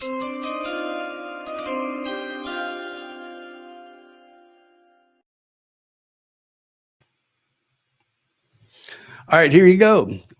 I'm going to play a 50-cent trifecta key box. I'm keying the 11 with the 1, 3, 8, and 10. So we need the 11 to finish somewhere in the trifecta in whatever order with 2 of those other 4 horses. And I think that's an $18 wager if you're wanting to play along. That'll cost you $18 to play it for 50 cents. I would normally play it for $1, which would cost you 36, but I don't want to take that much of our bankroll here in one race. But the thing is, the 11 is currently sitting at 10 to 1. The 10 is at 9 to 1. The 3 is at 16 to 1. So I think we got the potential to get something that pays a little bit here. The 8 is 2 to 1 and the 1 is 5 to 2 are the other 2 that we have there.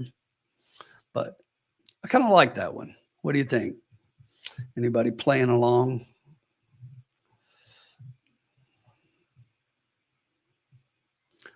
And I just bet it myself. I'm betting what I say, not just throwing it in here.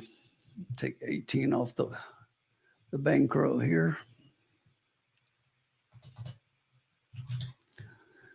And that leaves almost half our bankroll with only 3 races left. We're in good shape. After we hit this one, we'll be up.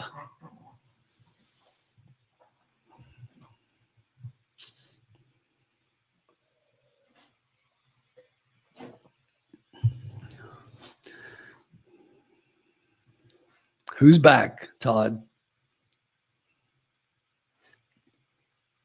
Who is it? 11-1 all try. All right, I can see that. Those were my top 2, if you remember, Malathot. I did handicap at 11-1. I had 11-1, and then with the 3 and the 8.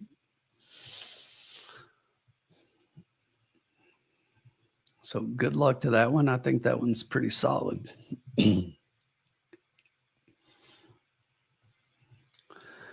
What about everybody else? What do you got? We're headed to the gate. Drop your bets in the chat so we can congratulate you. Smarty's back.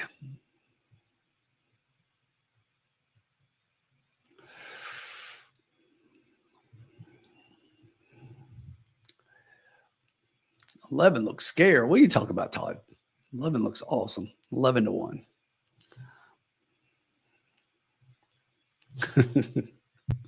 All right, Malathot.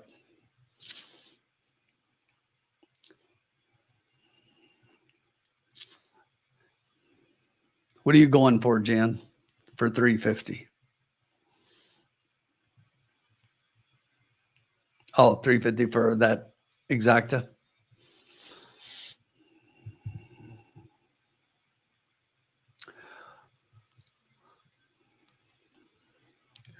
Just quick look at the exacta probables. 8-1 is the lowest. And by lowest, 1640 for 2. So about 8 to 1. All right. Looks like we got them all in the gate. Somebody's rearing up a little bit. The whole gate just moved, and we are off from the middle. The 6 shows a little speed. The 8 outside that one, and the 10 even further out. But the 10 is going to get swept behind the wall of horses in front. The 3 down on the inside is going to get the early lead in the first turn. 4 sits just outside that one, a half length back, another length to the 6 in third. The 8 sits just outside that one in fourth. The 2 down on the rail in fifth. Then you've got the 1 And further back, we've got 9 and 2 trailing the field. Up front, Mischievous Smile on the lead. The quarter was in 23 and 4. You Rascal You sits outside that one in second. Steen, the 6 horse, starting to sweep by those two in first. And here comes the Ocho, Jen. The Ocho is 3 wide as we head around the far turn. That's Southscape, 2-1 favorite. It looks like Steen's still up front with the 3, showing a little bit of early speed. And my video just died for a second. So here we go. It is still Mischievous Smile, Steen to the outside. Now here come the 8 Southscape and the 1 behind that one. The 11 starting to get in gear behind them, just like in the last race with the 12. The 11's got the steam. I know we've got the 8 and the 10 up there right now, but the 11 is circling them as we hit the top of the stretch, looking for room, has to tip to the outside. You do have down on the inside the 6, the 10 further outside that one, the 8 in between horses. We need the 8 to get up over the 6 because the 11 is flying by and is going to get to the lead here and have the lead. The 3 is starting to come from further back. Somebody needs to pass that 6. Somebody get past that 6 or not going to do it. 10, 11, 6, 1, and 3. We had all the horses around it again, and that 6 killed us for third. 10, 11 up top. And this is what I was talking about, because we've got an 8-1 over a 13-1. We just needed to key that 11. The 6. Congratulations. Who was it that called it? Somebody asked me what I thought, and I didn't think much. I basically said I didn't know what to think of the horse, but yeah, who was that?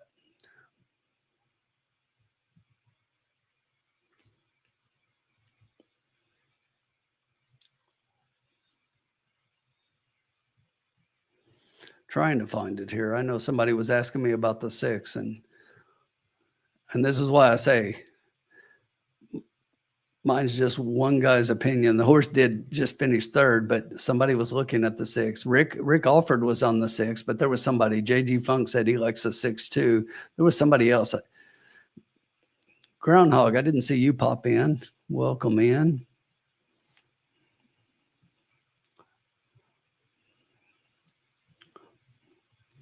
Todd said boom, so he must have hit something. 10, 11, 6, 1. We just needed that 1 to get up, and we were going to the bank. Nobody could pass that 6 further back, and the 10 and 11. So the 10 won, Seth, and the 11 got second. We had a try-key box, so we needed the 11 just to finish anywhere, and we did have the 10, and we had the 1 in fourth, but we didn't have the 6.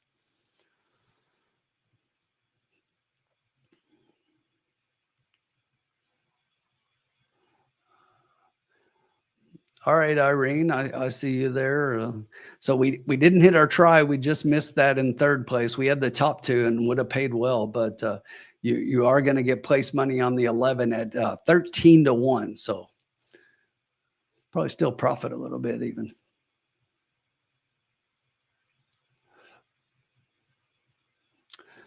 Groundhog was 1 with 311. We just needed that 6 in there. Look at that. I mean, we had everybody else around it. It was 10, 11, 6, 1. The 6 killed us.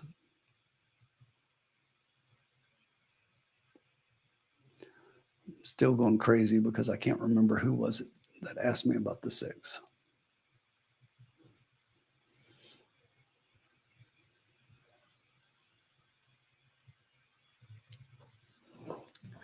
Hey, Joseph, I didn't see your question earlier.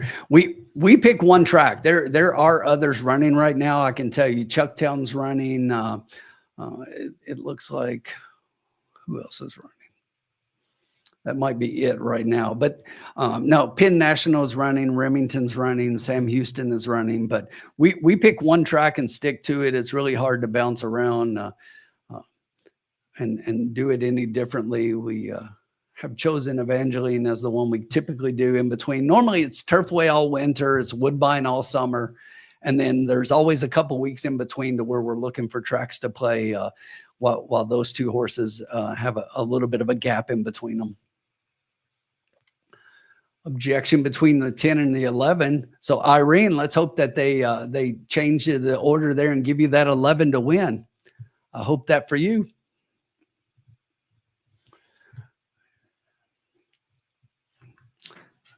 Yeah, JG Funk, that's 6 definitely threw the hammer down, and it's just like, or the 10 just came flying by everybody in the stretch. But yeah, hopefully they put this 11 up. I know that would probably help a few people in the chat.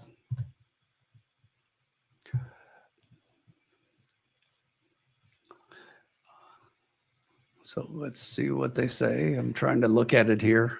So trying to see if I can see anything.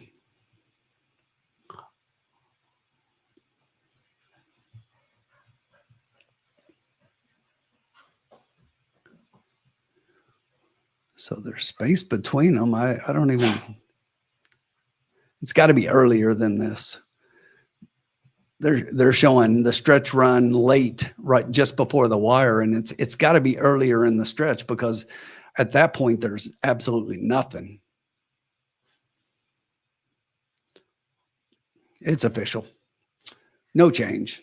They already put up the official. We needed to object that 6 and get that thing down.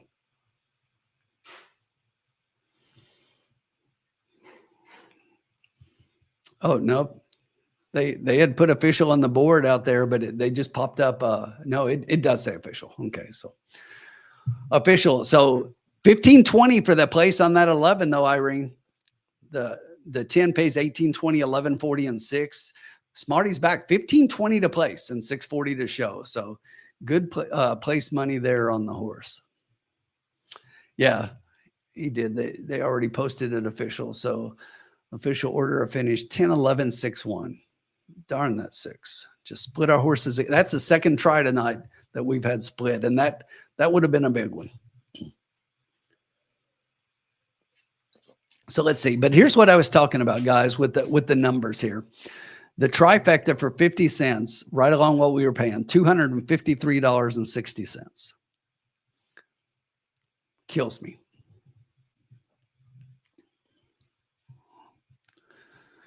Heck yeah, Irene, $1 to win and 4 to place. So that'll be nice. $30 return.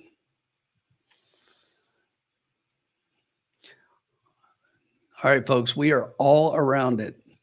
I need you guys to pick me up. Somebody talk me into it. Somebody should have talked me into the 6 that time, to add the 6 into the ticket. Tell me I'm an idiot.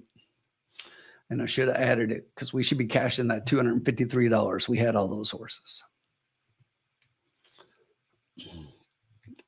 All right. Turn the page. We still got 3 more.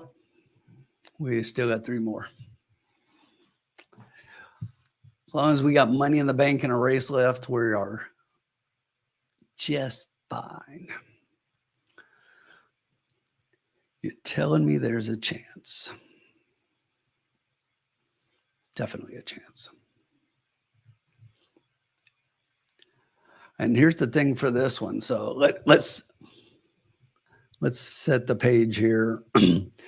In this race, we are on the dirt, 5.5 furlong, allowance $5,000 for accredited Louisiana bred fillies and mares, 3-year-olds and up, which have started for a claiming price of $5,000 or less in the last year. So conditional allowance, fillies and mares, 3-year-olds and up, Louisiana breds, sprinting on the dirt, 5.5. And you're going to have a prohibitive favorite in here. One Day. One being spelled W-O-N. One Day. The 6 horse is currently sitting off a 2-to-1 morning line, even money. And this horse makes a lot of sense. Get your leading rider, Tim Thornton, up for Alan Landry. These two hit at about 24%. Here at Evangeline this meet. And overall for the year, they have been winning at a 29% clip. So hard to go against them. 29% is a high percentage, but as I always say, 29% win means that they lose at a 71% rate. So we're just going to hope that today is one of those days. This horse is definitely dropping down a little bit. If you look, was at a similar level, two back, but sandwiched around that race in the allowance class are two stakes races. Then was in a similar class the race before that, optional claimer, and then a similar race, one a Delta down. So this is the kind of race that this horse has been right there at. But the one thing is that it looks like this horse shows a lot of early speed, has set off the pace, but the wins seem to come. Both of the wins, the last two wins, have come with this horse being more forwardly placed and getting into that first position a little sooner. That hasn't worked out too well in the lounge tonight. So if you're looking at the horses that have won, it's been those closers. The horses that have been up front are fading a little bit. So we're going to do just that and fade the 6 a little bit. I think you have to play the 6 underneath, but and I would love to say that we're going to jump from that horse to a 20-1 shot, but we can't make that jump. But I'm going to double my odds here and take the 4 Royal O'Hagan. And this is one that very popular in the claim box, so definitely stepping up a little bit. But the horse has run stakes races, and if you look at those races, ran a stakes, the Creole Lady last year at Evangeline. So the thing I like about this one is that bullet last time out. So off the claim, Jonas Gibson takes this one and fires a nice 4 furlong, 48 flat, best of 39 for the day at Louisiana Downs on the 16th of April. He hits at 20% with his first time claimers, having done that 45 times. And out of 45, he's hitting at a 20% clip. So pretty decent. This horse is popular in the claim box for a reason. Seems to perform pretty consistently, time in and time out. Is in the money 12 times out of 27 races here at Evangeline, 1 win out of 4, 3 times out of the money in 7 races at the distance. And the thing I like is this horse is going to be off the pace.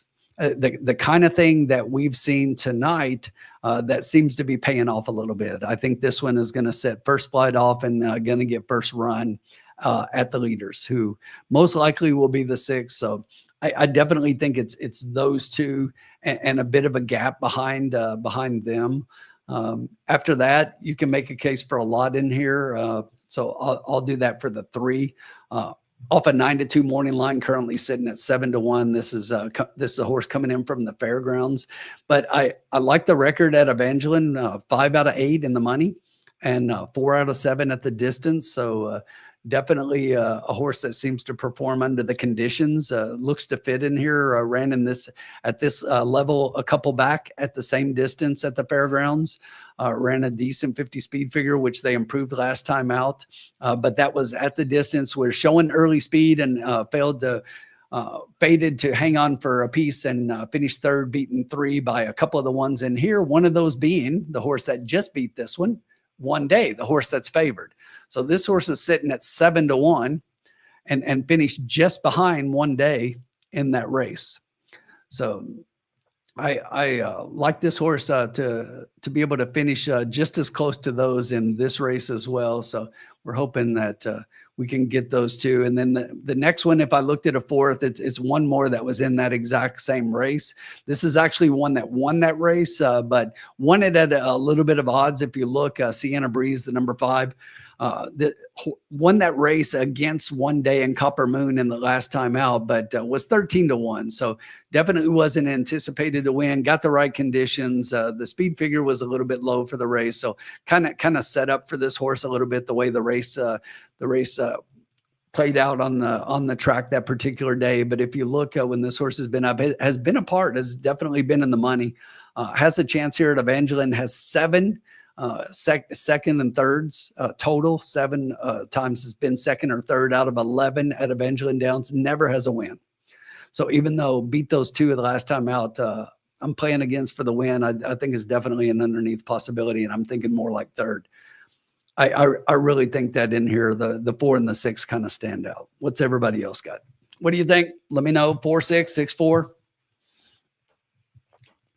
So Jonathan, congratulations. Got the exacta play show on the 11. Very nice. Like the 11, didn't do that. Oh, what else we got here? Let me know who you like. 186 people watching right now live as we are coming up on the 6th race at Evangeline Downs. 2 more to go here on this Thursday night in the lounge. Let us know. I only had a couple people say they were having a beer or something. What's everybody? This is a cocktail lounge. You gotta have a cocktail. You gotta have a drink. I'm drinking a nice barrel-aged Imperial Stout, dark charge from Braxton Brewing up by Cincinnati. Yeah, George, I'm trying to beat the 6 with the 4. I don't like the 6 on the front end with the way the track's been playing, but I definitely see how you could see it that way. That's most likely the way they will go off. I'm just trying to beat that horse, especially at 3 to 5. And remember, we've had several of these like sub even money horses tonight, and none of them have hit the board. And one more thing that I really don't like about the 6 right now, and I just saw this, they were saddling this horse on the walk. I'm really not a fan when you're saddling a horse on the walk. So the horse is a little worked up right now. And they're still fumbling with him a little bit. Or her, should I say. But it looks to be a warm night there in Louisiana. They're trying to get a hood on here. Blinkers on.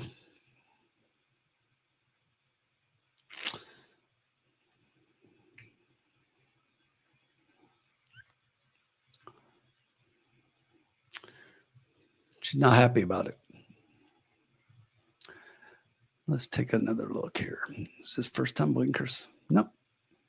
No, she runs with them. All right. JG Funk having a little Evan Williams from the Evan Williams experience here in Louisville, Kentucky. And he's also going with the 4-5 exacta box. Fading the 6 totally. I like it. I like it, JG Funk. Tom is having a Ghost energy drink, Swedish fish flavor. I have a Ghost energy drink in my fridge right now, Tom. Irene, if it comes 4-6, I still lose. We're going to try this way. 3-4-5 with 3-4-5-6. All right. I like it. And Malathod is going to try the Extracta, the 4-5 over the 3-4-5-6.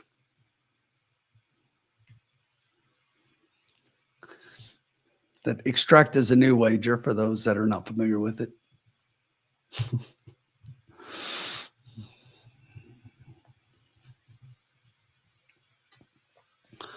What do we like? We got 187 people watching and only a couple chatting in the lounge telling us what they like here. Put it down so we can celebrate you. You know I'm messing with you, Malathod.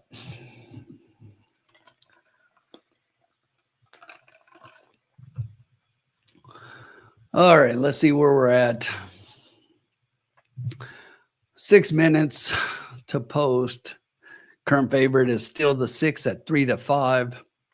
The 4 is holding at 7-2. Then it's the 5 at 6-1. The 3 is at 8-1. Everybody else is double digits.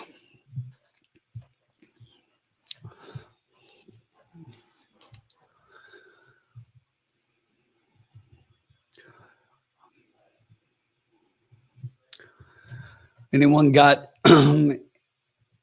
anything they're looking at for racing this weekend? Anyone going to be at Churchill on Saturday or Derby week next week at any time? Or drop it in the chat and let us know. I'll be at Churchill on Saturday. And don't forget, we're putting out a live broadcast. We're going to do a live reaction to the Derby post position draw on Saturday night between races. So make sure you tune in for that. We'll finally know how the starting gate will line up for the 151st run-in of the Kentucky Derby.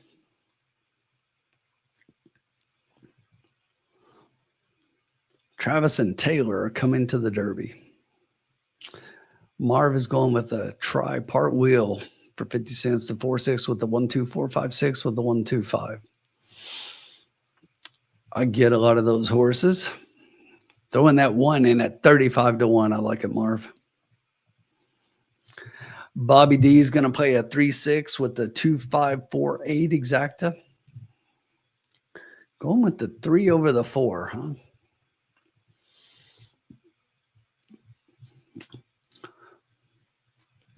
I've got the 3 underneath, but I think it's a big jump between 6 and 4 and everybody else. But that's just one man's thoughts, and that one man hasn't done very well tonight. So you're probably right and I'm wrong.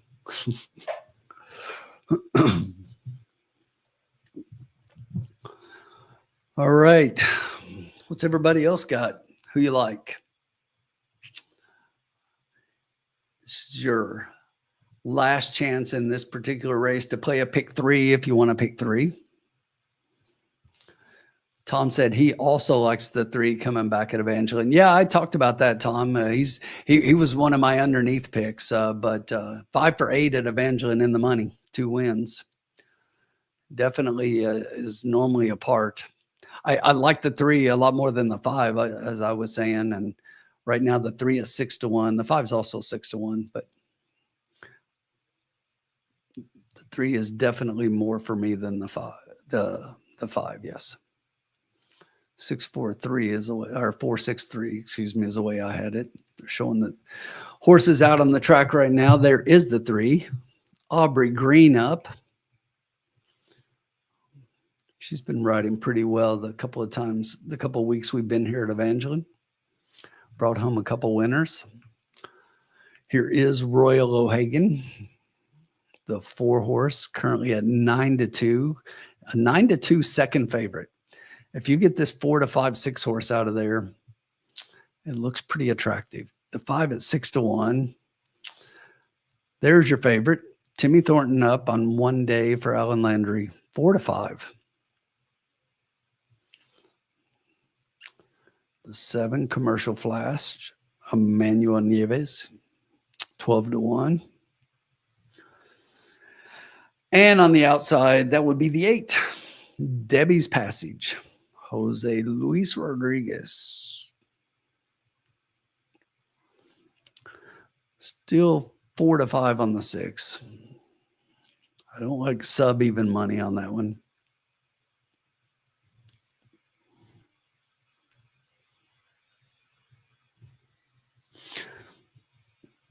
Yeah, Bobby, I think I can't remember between what races. I want to say like 4 and 5 or 5 and 6. I think it is that they're doing that post-time draw. It'll be towards the late afternoon. I've got my PPs up here. Let me take a look.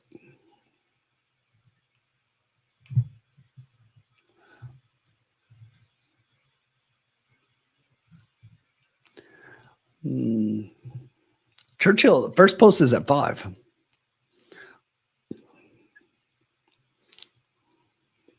It's night racing for the opening day.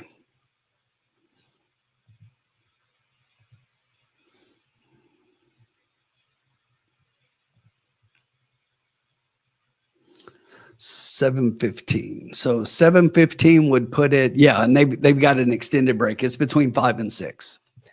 It's between 5 and 6 because they've got over an hour between races 5 and 6. So 7:15 makes sense. That's when they'll do it, between races 5 and 6. And interesting, because if you look at those 2 races, I've got a couple of horses in there, especially in the 6th race. I've got a horse at a little bit of a price that is my second best pick of the day. Make sure you check out Mortal Cappers.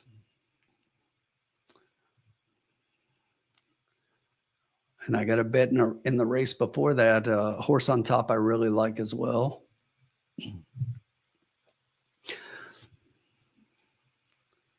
This 3 looks nice and calm on the course here. 7-1 on the 3.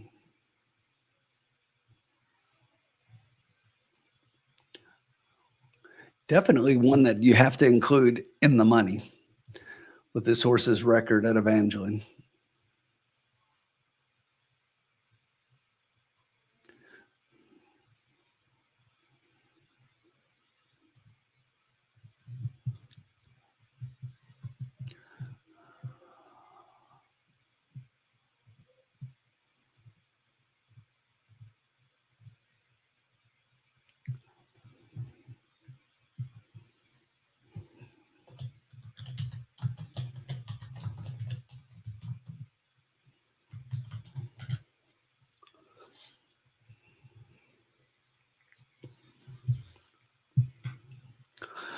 take a look at some will pays and some probables here real quick before we do our wager. So right now, the 6 with the 4 and the 5 are both paying $11 for 2. That's the lowest. The will pays for the double, the 6 is the lowest by quite a bit over the 4 in the double pool and in the pick 3 pool. And then those two are quite a bit. Those two are below $100. And then the 5 is $150. So, and then from there, it goes way up. 200, 300, 500, 1100, 2200. So it does definitely look like a strong 6-4 in here.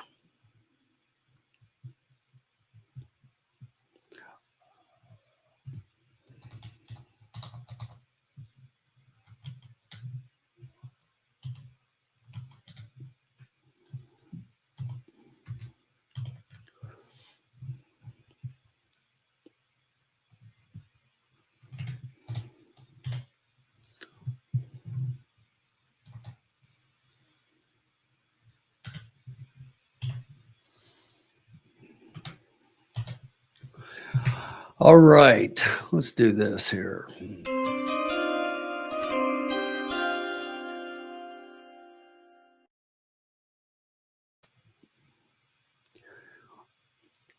We have been so close on the trifectas that I hate to give up now.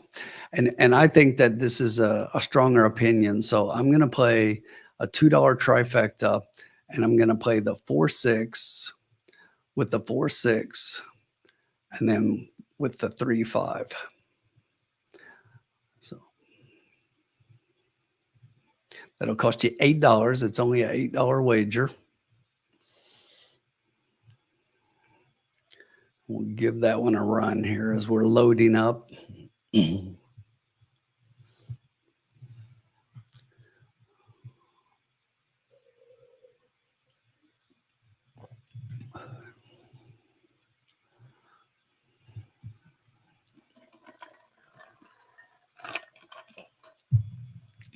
Jen is going to play a try 3 with 1, 4, 6, 8 with all. Good luck, Jen.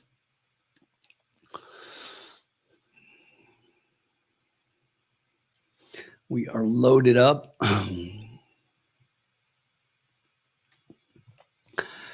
And the 1 got left at the gate, but the 2 horse from down on the inside wants a piece of the lead. Just outside that one is the 3. The 4 is 3 wide, and 4 wide right now is the 8 who puts a nose in front. The 6 is back in 5th. Another 2 to the 5. The 1 behind that one, the 7 trails the field. But right now, Debbie's Passage at 18-1 has the lead early on as we go to the quarter in 22 flat.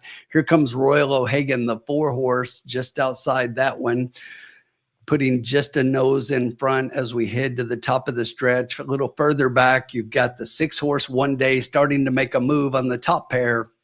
As we hit the top of the stretch here, Royal O'Hagan, there's the 4 horse in front. They go to the half here in 45-3. The 4 is out in front. Here comes the 6 from further back. We need one of our horses to get up underneath. Here comes the 5 outside, starting to make a late run. We need that 5 to get up. We got the 2 right there right now. We need that 5. Get up 5. Get up 5. There he is. 4, 6, 5. There it is. Trifecta $2. Boom. Finally, we hit something. And there we go. And like I said, I could have played it double. I really like the 4 better than the 6 in here based on race shape. Although I was really surprised that the 6 took so far back. That one is really what probably cost that horse the race. But any way you slice it, was that the 8 that finished second? Why did they put the 8 up on the board? That was a 6. Okay, it was a 6. I'm just double checking it. There we go. They fixed the graphic. It scared me for a minute. Scared me to death because I was like, okay, I was sure I had it. What did I see wrong? I need to go change my glasses and clean them off or something. But I hope you played along. We finally hit something. 4, 6, 5. And we did get the 7-2 on top, and we did get the 11-1 in third place. So we got that horse underneath instead of the 3, which was 9. So very nice. We've been close all night, Marv. If you trailed me all night, that's the first time you won. But hopefully, I mean, we've had the horses. We've just been all around it tonight. But yeah, we finally got one here. I like it. And the 4 at 7-2. Mal, I thought if you got that one on top of your pick 3 starting, I like that. We got the chalk out of there. So I'm sure some people singled the 6. So that's always a good start. Good job, Jen. Jen just hit a 27-1 winner at Chucktown. We do not play that bull ring. But I like it. And we're official already. Man, they are flying on the official, putting up the totes and the prices. It's like they don't waste any time. 943 and 240. One day pays 210, 210. Sienna Breeze, 340 to show. Let's check out our try for $2 because we got it for $2. None of that 50-cent stuff this time. And we only bet $8. So we should profit pretty well, even though we got, some lower prices in there in the middle.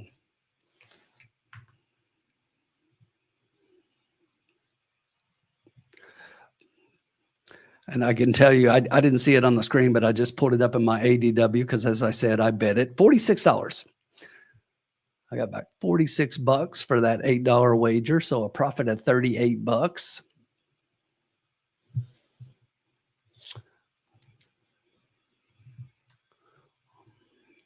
We will take $38, add that to the bankroll.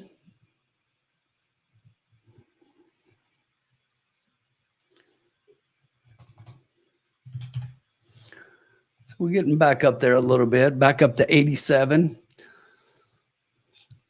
Still got a couple of races to go to knock that back up to where we're winning money. Yeah, unlike Chucktown for sure. It's like 0 minutes to post for the next 30 minutes. That is Chucktown for sure.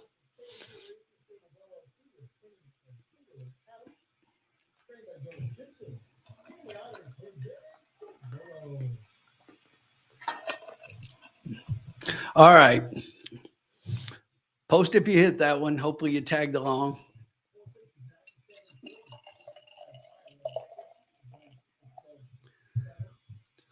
And again, like I say, it was a little chalky, but it was only an $8 wager to get back 46. That's not bad. We'll take that.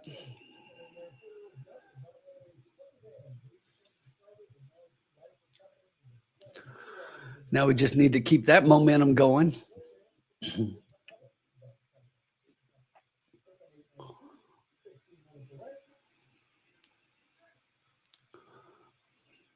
So Rick Johnson did also hit it. He keyed the 4 with the 23564. Congrats.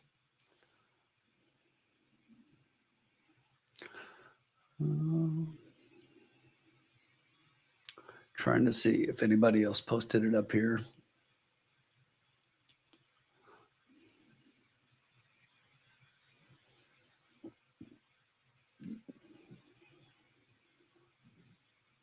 Here we go. Marv hit it as well. 4-6 with 1-2-4-5-6 with 1-2-5. So the 4, 6, and 5 are covered.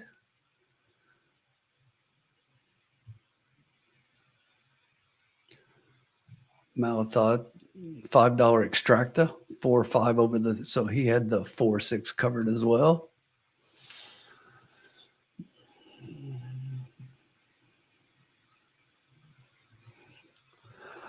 I like it. Good job, Jonathan. Way to go. Let's see if we can keep that momentum going. We've been all around it till that race. Finally brought one home.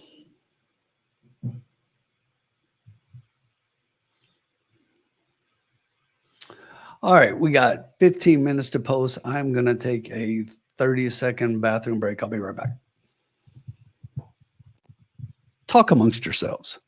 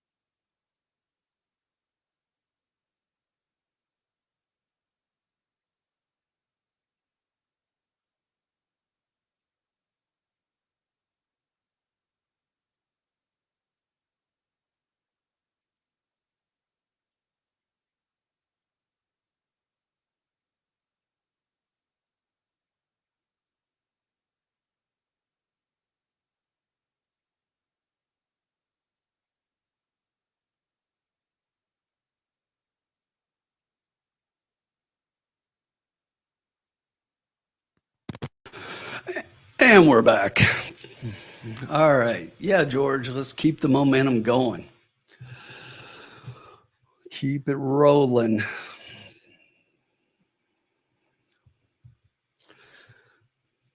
I saw your comment there about crack the next race. And for a minute there, I was like, this is a cocktail lounge. I thought it was saying you were doing crack, George. I was scared for a minute.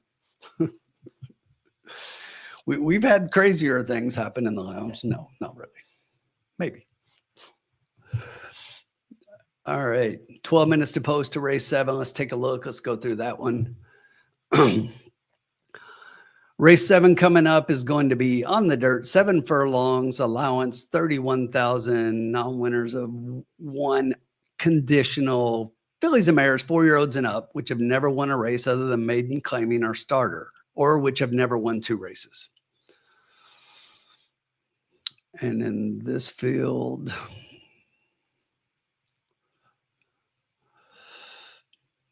got a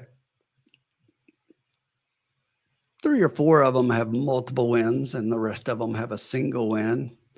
But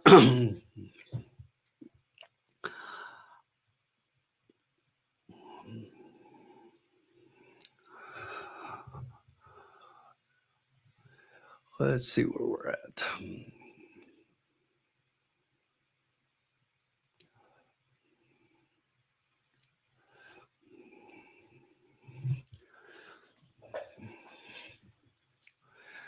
Okay, so looking at this race, I'm going to start in the middle of the field, the 4 Brunch Punch. 5-2 morning line, currently sitting at 5-2. I think we have an opportunity here to get a lukewarm favorite in here, because I think there are 2 or 3 that are going to take very similar money. I still think this one is probably going to be your favorite, but the others are close enough and are probably going to take enough money to where we can get an okay price even on the win end. And right as I say that, this one clicks down to 8-5, but I think the 8's definitely going to take some money in here as well, as could the 1. Both of those are horses that could take a little bit of money. So I like the 4 on top. The 4 is definitely the horse that I like the most in here. And when I look at the race shape, I think this one's going to probably sit just off the pace, which is as we've kind of seen, that's been the place to be. I think the 3 is probably the speed in here, at least. For me, I've got the 3 as almost being like lone speed. Most of these horses don't have a whole lot of 1s on the front end there. The 2's got a couple, but based on the way that it calculates out for me when I do it, and the number of races on the front versus the other, I've got that this one's going to probably stalk in this particular position at this particular distance. So and I'll talk more about that one here in a minute. But I've got the 4 on top. This one's coming in from the fairgrounds after racing at Oakland last year. This horse raced at Churchill, so been in some really good fields and had much better horses that this horse has been running against. So I just think that this is a class advantage in this particular position, and the 4 is probably going to take most of the money in here and be the favorite. And I do like her to get the win in this position. So. One that I think has a chance at a bit of a price is the 2 that I just mentioned. And I like this 2 quite a bit, actually. And this is another horse who, after starting out last year here in Louisiana at the fairgrounds, went to the Kentucky circuit over the latter part of the year, and then took a break before coming back here at the fairgrounds. Has been close. Wanted the 20 claiming level at 5.5 furlong sprinting, first time off the shelf, and then came back in that last time and going a mile, couldn't quite sustain. So probably going to like the 7 furlongs in here a little bit. Again, I'm looking for a race to where this horse hopefully sits a little bit more off the pace. If she goes out to the lead, I still think there's an opportunity that she can hold on for a piece in here based on the rest of this field. So I'm going to give her a shot. The 8 is one I think you have to include. The 8 currently is sitting at 6-1 off a 3-1 morning line. I'm not sure why that one's floated up a little bit. I might even put that one ahead of the 2. I definitely think she'll be ahead of the 2 in odds, but based on that, I may play her even ahead a little bit as we take a look and move forward. But coming off a little bit of a layoff since February after breaking her maiden, she came back right after that one 2 weeks later and led midway through the race before fading for a decent on the board third in allowance, first time against winners, but that was in the slop. So whether or not, as was her win. So whether or not this one is going to like the fast track as much and 4 times on a fast dirt, she's got 1 second. So maybe an underneath play more, especially for me. So first time off the layoff, has a couple of okay works in there. The times are okay. I particularly like that 8 March workout back there, and then some maintenance since. So has shown that she can show a little bit of speed off the layoff and then still continued the pattern of works and solid. So definitely one to consider underneath. I think more of an underneath play for me. The one in here who is another one I thought would take a bit of money is currently well, as I say that, I'm looking at the board and it goes from 6 to 1 to 7 to 2. That's more about where I thought this horse would be. Viv's Wild Aces. This is one that is trying Evangeline for the second time after shipping him from the fairgrounds. That last time out was right at this class level, and came to get really close to the pace in the stretch before fading a little bit as your favorite, but.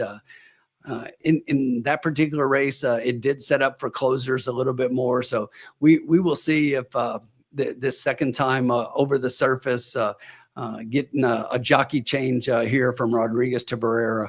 So these two hit at 21%.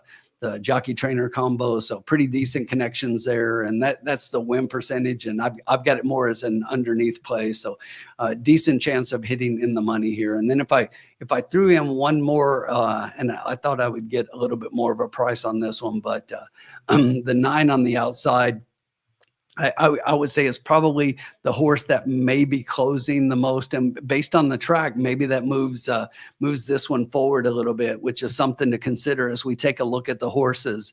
I've got this horse as having some of the better closing figures, and maybe now as I look at this one, we'll consider this one a little bit more the way the track's been playing, but the numbers kind of match up a little bit.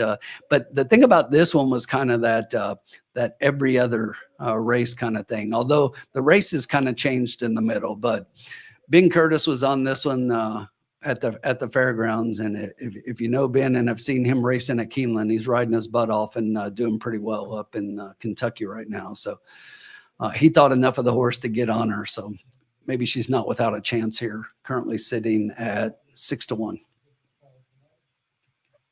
But I do like Brunch Punch on top. I think she's going to be tough to beat in here. I don't like the 8 to 5 price. I wish we got more than that, but Bobby D said he's got Exacta Box 4-8 with 1-9 win on the 1. And I'm looking at Rob's picks on the screen, tool time selections. He's going 8-4-1. So he's actually going to pick the 8 over the 4. Thought the 4 was kind of tough. 4-8. And I like that 2 in there, though. I really like. So, Colin, we are on race 7. 4 minutes to post on race 7. Just hit a try in race 6 to get us headed back in the right direction.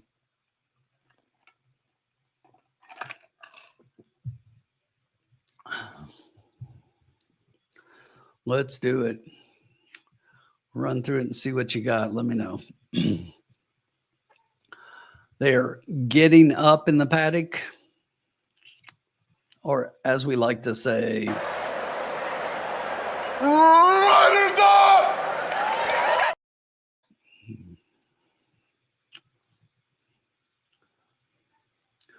Yeah, Todd, it looks like it's hot there because I noticed quite a few of the horses sweating today, but I haven't seen a lot of lather. I mean, I expect the little bit of sweat. I haven't seen anybody overly sweaty or anybody completely washed out that I was worried about, but I've been watching it because it's definitely warm down there. 77 degrees. So, I mean, it's not crazy, but we know it's Louisiana, so it's humid. 77 there is like still pretty hot.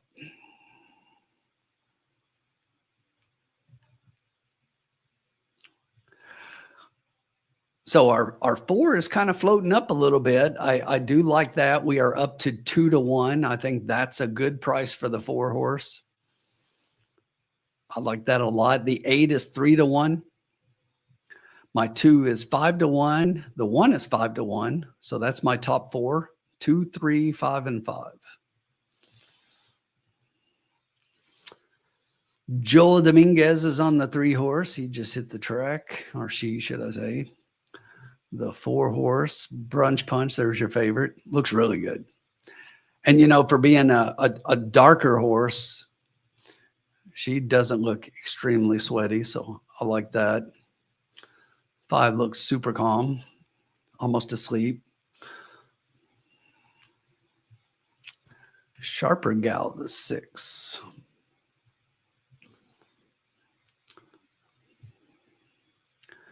Miss Leona, the 7, is on the track. Also looks asleep.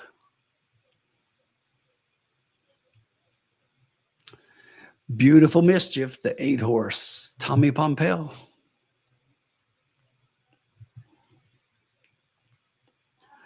Miss Maximus, the 9.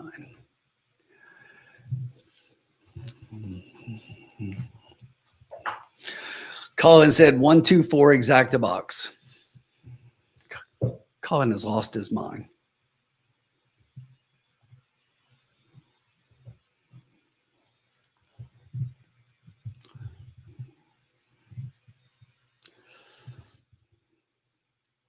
Colin, where do you have the 8?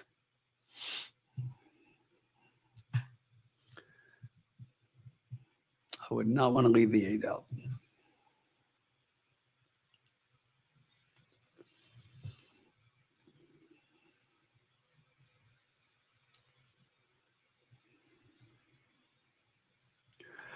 Let's take a look here at probables and will pays really quickly while they're on the track. So 4-1 right now. 4-1 is definitely your lowest in the exacta probables. For $2 will get you back 1960. If you played that the other way around, 1-4 is 2880. The 8 on top of the 4 would be the next lowest, though, after the 4-1. So 4 over the 1 is lower, but with the 4 underneath, it would be the 8 would be the lowest than the 1. So it still looks like those 3, which are the 3 I like. I mean, I love the 2. I've got the 2 as an underneath play over the 1. I'm also surprised the 9 is not taking a little bit more right now. Let's look at the will pays, the double. The lowest is also the 4 by quite a bit. 4-8-1, 4-8-1-2. And then the pick 3 is the same, 4-8-1-2.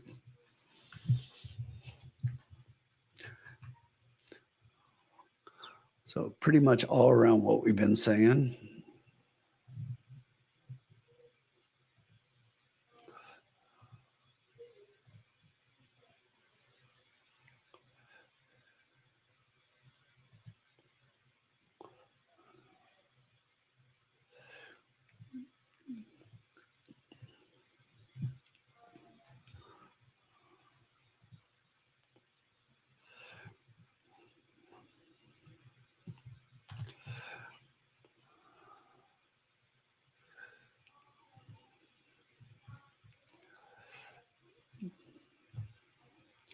Trying to double check everything here before I put the bet in. Todd's going 4-8-9 exacta. Jacob's going 8-5-2. G Funk is going 8-9 exacta box.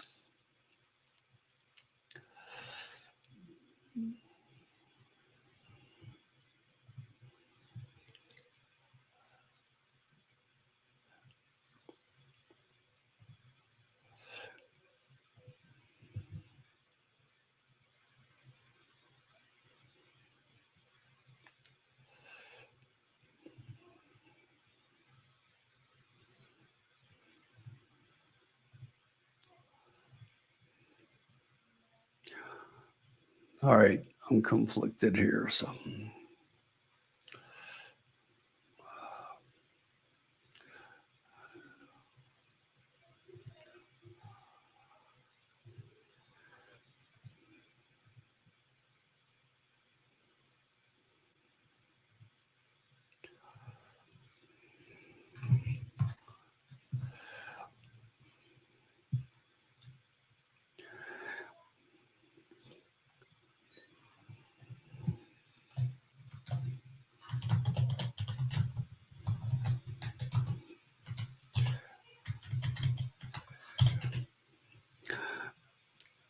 Hey, Rick, you got to check this out.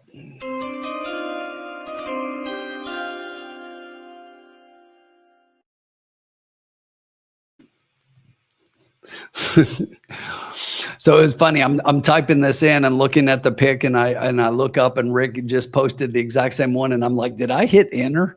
And I was like, oh no, that's Rick's bet, 4 with the 1, 2, 8, 9. So I'm betting the exact same thing. I just think that the 4 is much the best here, and 1, 2, 8, and 9. We're going to try to get one of those underneath for a dollar here. We're going to try it. So absolutely, Rick, we're right there. So that'll cost you 12 to play it for a dollar.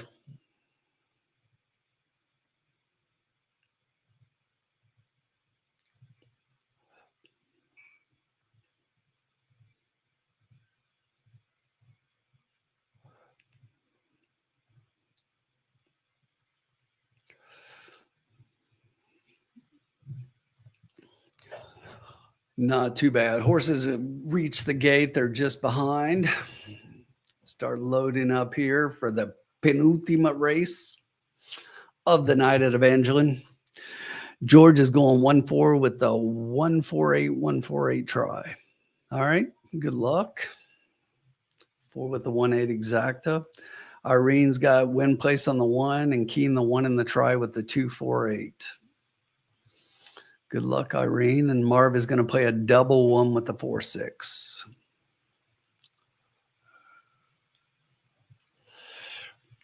Rick's got 4 with the 6-8-9 try. Get that 6 in there at 37-1. You'll definitely have something. Good luck to everyone. Looks like we're loaded up. Last one, I think, going in. Oh, we got a couple back.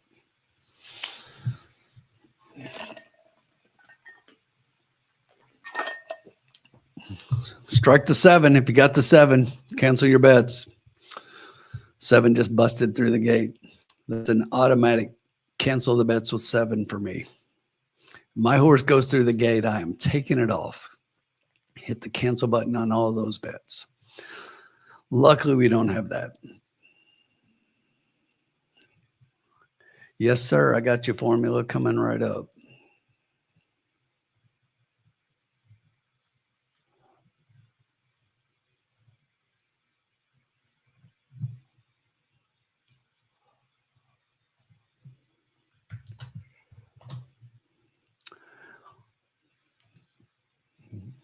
Should be there, formula.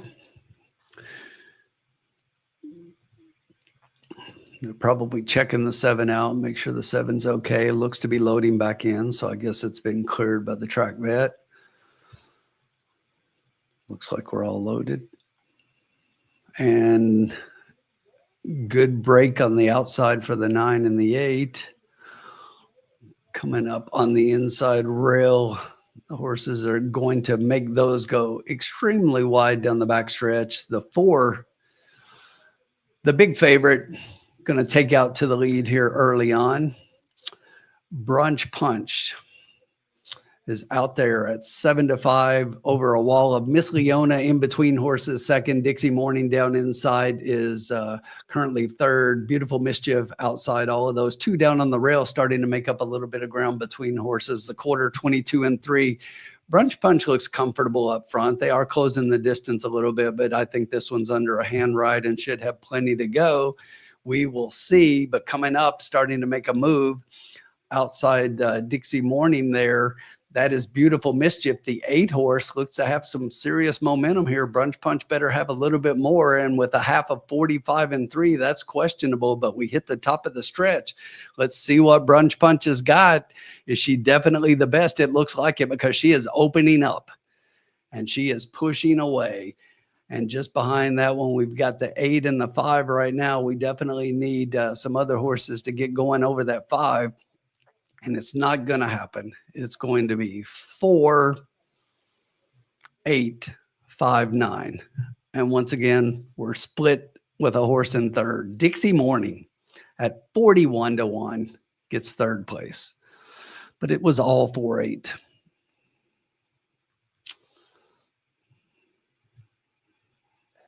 I wish I would have gotten in a few minutes earlier, because the 5 was my first horse. I looked and saw that you had the 5 on there, but I couldn't get there. You couldn't get there? Yeah. But no, I was hoping the number would. But underneath, I mean, if you'd have told me you liked it enough to include it underneath, I mean, we'd have been right there. So, I mean, I had it on top, so I figured that would be enough to throw him in underneath as another horse. But that's okay. That's okay. We move on. How's it going tonight, Sam? not too bad. I mean, we've been all around it most of the night, and we've been really close. And just like that, that's the third trifecta that we've had, to where we've got the horses up top and we get a horse just splitting us. Once it was second, but that's the second time it's been the third place horse. And the horse just behind it, of course, we have. So. Yeah. All right. Well, we got one more race to make it happen. Yeah. And I got enough time here. I don't know what happened last week. Maybe we had one more race last week, but I think I had to cut out early at that point. But yeah. But let me adjust the bankroll, take that 12 off real quick, and but we did get the one hit last race before this one, and well done. Hit a trifecta. So yeah, so you're right in the ballpark. Yeah. Yeah, and we've been right there around it all night long. So. Right. Malathod's alive on his pick 3. Good job, Malathod. Oh, well done. Yeah. Yeah, I'm just checking out what I've got for George. Congratulations! I will tell you, George, this is what I almost did because I felt really strongly about 4-8, and I actually typed down $10 exacta 4-8, and I'm like, let's go for a try. And I'm like, okay, I wish I'd gone $10 exacta 4-8. It's just, but as my friend Sean says, we're all geniuses after the race. I know. There's always those exactas where you're like, if I wasn't getting greedy with the try. And then you switch up to a try the next time, and all of a sudden it's like, oh, yeah, well, or you switch up to an exacta next time, and you're like, oh, if I would have added on that third horse, I would have hit the try with it. But instead it got pushed around, and I hit 1-3 and got nothing for it. So, but the thing damned if you do. The thing that scared me away from your 5 is, yes, your 5 was on top. Oh, yeah. Your 4 and 8, the 4 and 8 are the bottom of the chart. Yeah. So, whatever formula I used, whatever data model I use for Evangeline, it does push a couple other horses up the charts there. If I look at some of the other metrics, the 4 and the 6 were high. The 8 never really got super high for me. One of my formulas had him as second, another one fourth. But it was interesting looking at that race. Like, I was pushing the 5 thinking, I'm seeing value here. Let's push for it. The 6 fell in line, but then the 4 and the 8 fell way off with it. So it was a weird one, but it found value in the 5. Yes. Somehow. Yeah. But no, I get your reticence. Yeah. No, but I mean, but that's the thing to take out of it is the value in the 5 to include. Exactly. It pushed it up high enough to think like, okay, well, maybe we'll dig deeper on this one. All right. Yeah. But we have one more to go. I mean, we still got a decent bankroll here. 3/4 of our initial bankroll, 7/8 into the races. You can't beat that. So we'll try to get one home here as we close out. We've been in worse territory, that's for sure. Oh, for sure. Yeah. We got a full 9-horse race coming up in the next. No scratches. Let's talk about that one real quick. We got 6.5 furlongs on the dirt, a maiden 5,000 for Louisiana bred maidens, 3-year-olds and up. Yeah. 6.5 furlongs on the dirt to close it out. And So I thought this race from an initial perspective, as I was going through all the races, this was one that I thought was pretty wide open. this is interesting because in this race, it's the one where all three of my formulas agree on the top three horses. They have a different order. Like that top three look to be pretty solid. And from a morning line perspective, it's not pure chalk.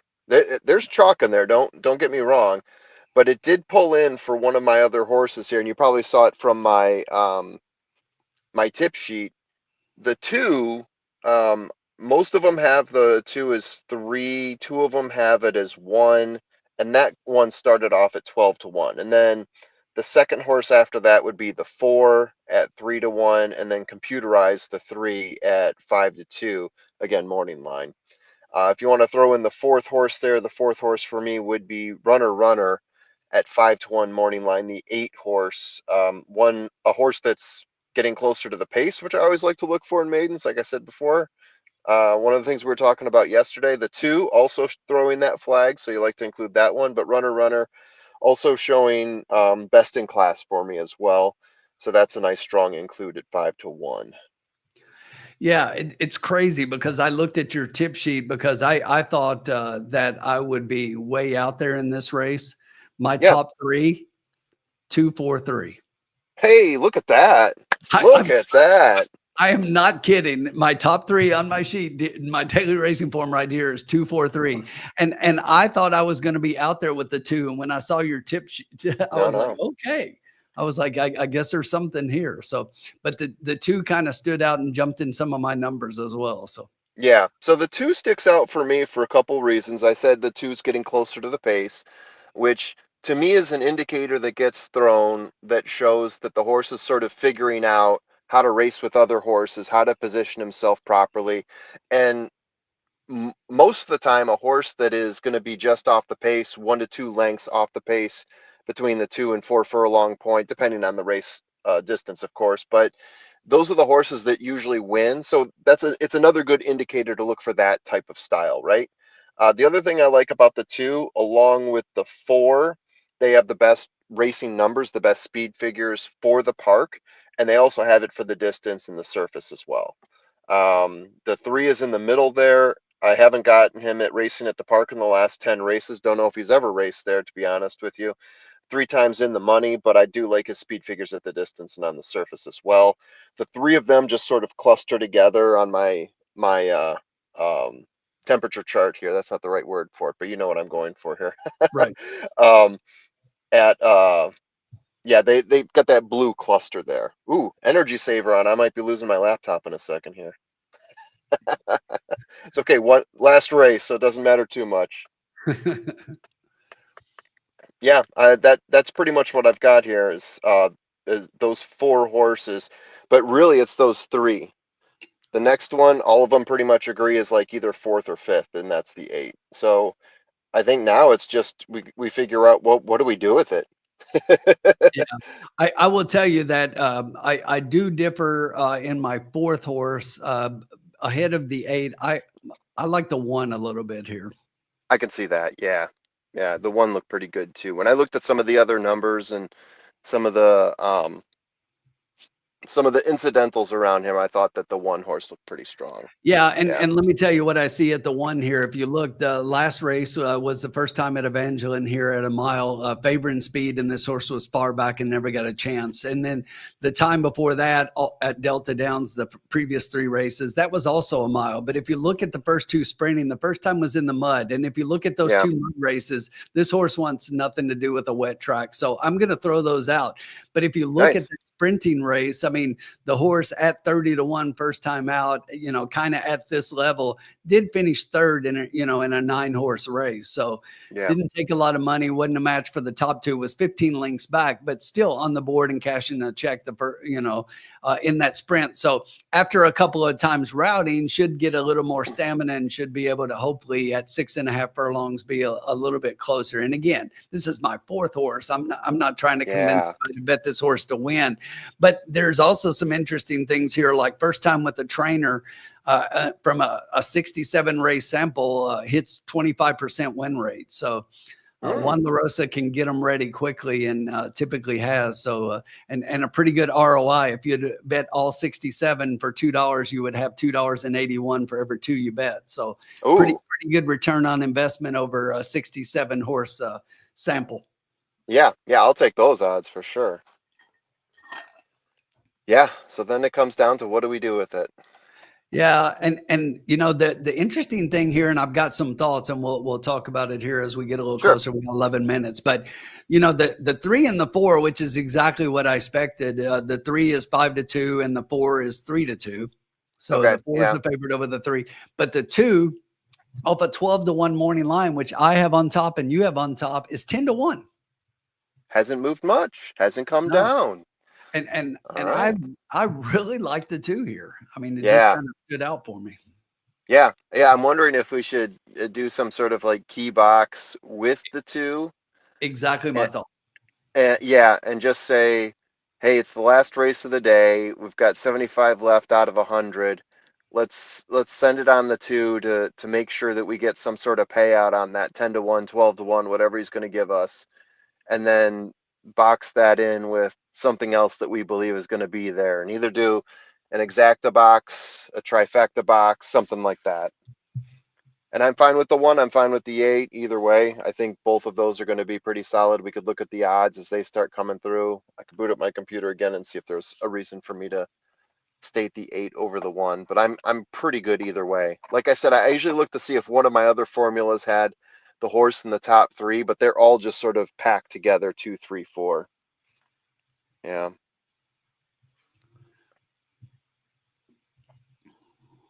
I am curious out there in comments land. We started talking Derby last week before the last race, and I released my Citizen Bull Spotlight. And as I did, right, as I'm recording it, all I can think about is in Derby's past, where I looked at this Baffert horse that wasn't the top Baffert horse going into the Derby, right? You've got like a Nadal, you've got like a Charlatan, you got a Life is Good or something like that. And then he squeaks in this other horse that you just sort of think, he's just throwing it out there to see what'll happen. And then Authentic wins. Medina Spirit was the big surprise for me because against Rock Your World, he did not look all that great at all in the Santa Anita Derby. And then he comes out and wires the field. And say about that what you will. But I couldn't help think, what about Citizen Bull? Is he just sort of letting him lay an egg in the Santa Anita Derby and then is going to turn around and just go wire to wire at the Kentucky Derby? Is that even on the table with this horse? I don't think so. I mean, you know that I've been saying since last November that they let that horse walk on the front end. They did. I agree. Of the juvenile, and I've said from the very beginning that Citizen Bull is not, and everybody kept talking about when we were doing top 10s. Oh, Citizen Bull, and you know, juvenile champion and everything. And it's just like, in the end, whoa. The 8 just went up on hind legs and tried to take a couple of people with her. We're going to the 1. But anyway, yeah, I've never really liked it. And I'll tell you what, Hot Rod, are you still in the chat? Drop a message if you're still in the chat, Hot Rod. Let me know if you're here. If you are, put your fingers in your ears. Okay. You know, I'm waiting for the post position draws before I really start handicapping. You know, we've gone over pluses and minuses for the horses, but you can't really handicap the race until you know where everybody's at and kind of, you know, project the pace and where everybody can be in traffic and speed inside, speed outside, etc. Yeah. So I've looked at all of that and tried to figure, you know, what I like about horses, and there's a horse that is just starting to scare me a little bit, that once I see everything, and I'm really starting to wonder about Rodriguez's chances here. Yeah, no, I get you. And that's why I did. And that's another reason that I think Citizen Bull is out, because Rodriguez is the Baffert. I wondered about that, but then, and I get it. I mean, Rodriguez dropped an enormous race at the Wood Memorial. That time he put up was like within 1 or 2 seconds of the record, the track record there, right? It was phenomenal. You don't see times like that at Aqueduct in March, early April very often. So for him to do that and go gate to wire to do it, I thought that was exceptional. But the part that scares me about picking Rodriguez is, and again, you can talk about Baffert tactics all you want, because maybe that does come into play here, but I've never seen him pass a horse. He I think he's going to get way more pressure. The pace setup in that race, Rodriguez's pace is like he starts off moderate and he builds up and he gets stronger. And maybe that's the clue. But his pace numbers were still like a 2 to 2 seconds slower in the early phases than they're going to be at the Derby. So if he Right. does learn how to rate, then that horse is going to be very dangerous. And I don't know that he needs to raid. I'm starting to wonder if he just doesn't get out front, and we haven't even seen the best of him yet, because last race to me might be the first time they've like let him run. Yeah, take the governor off. Yeah. Yeah, and I don't, and if he moves forward off of that, who's to say he doesn't get out front and wire this field? Yeah. So Hey, it's interesting, and I'm definitely not predicting that that's what happens right now, but I am telling you, I'm keeping that horse on my radar, and we'll yeah. as we look at everything, we've got to figure that in. But I will tell you, a lot of people are like, he's gonna go out and they're gonna have to catch him. Well, Owen Almighty is sending. He Yeah, came here from the exactly. mile, and he's sending. And East Avenue has one way to go.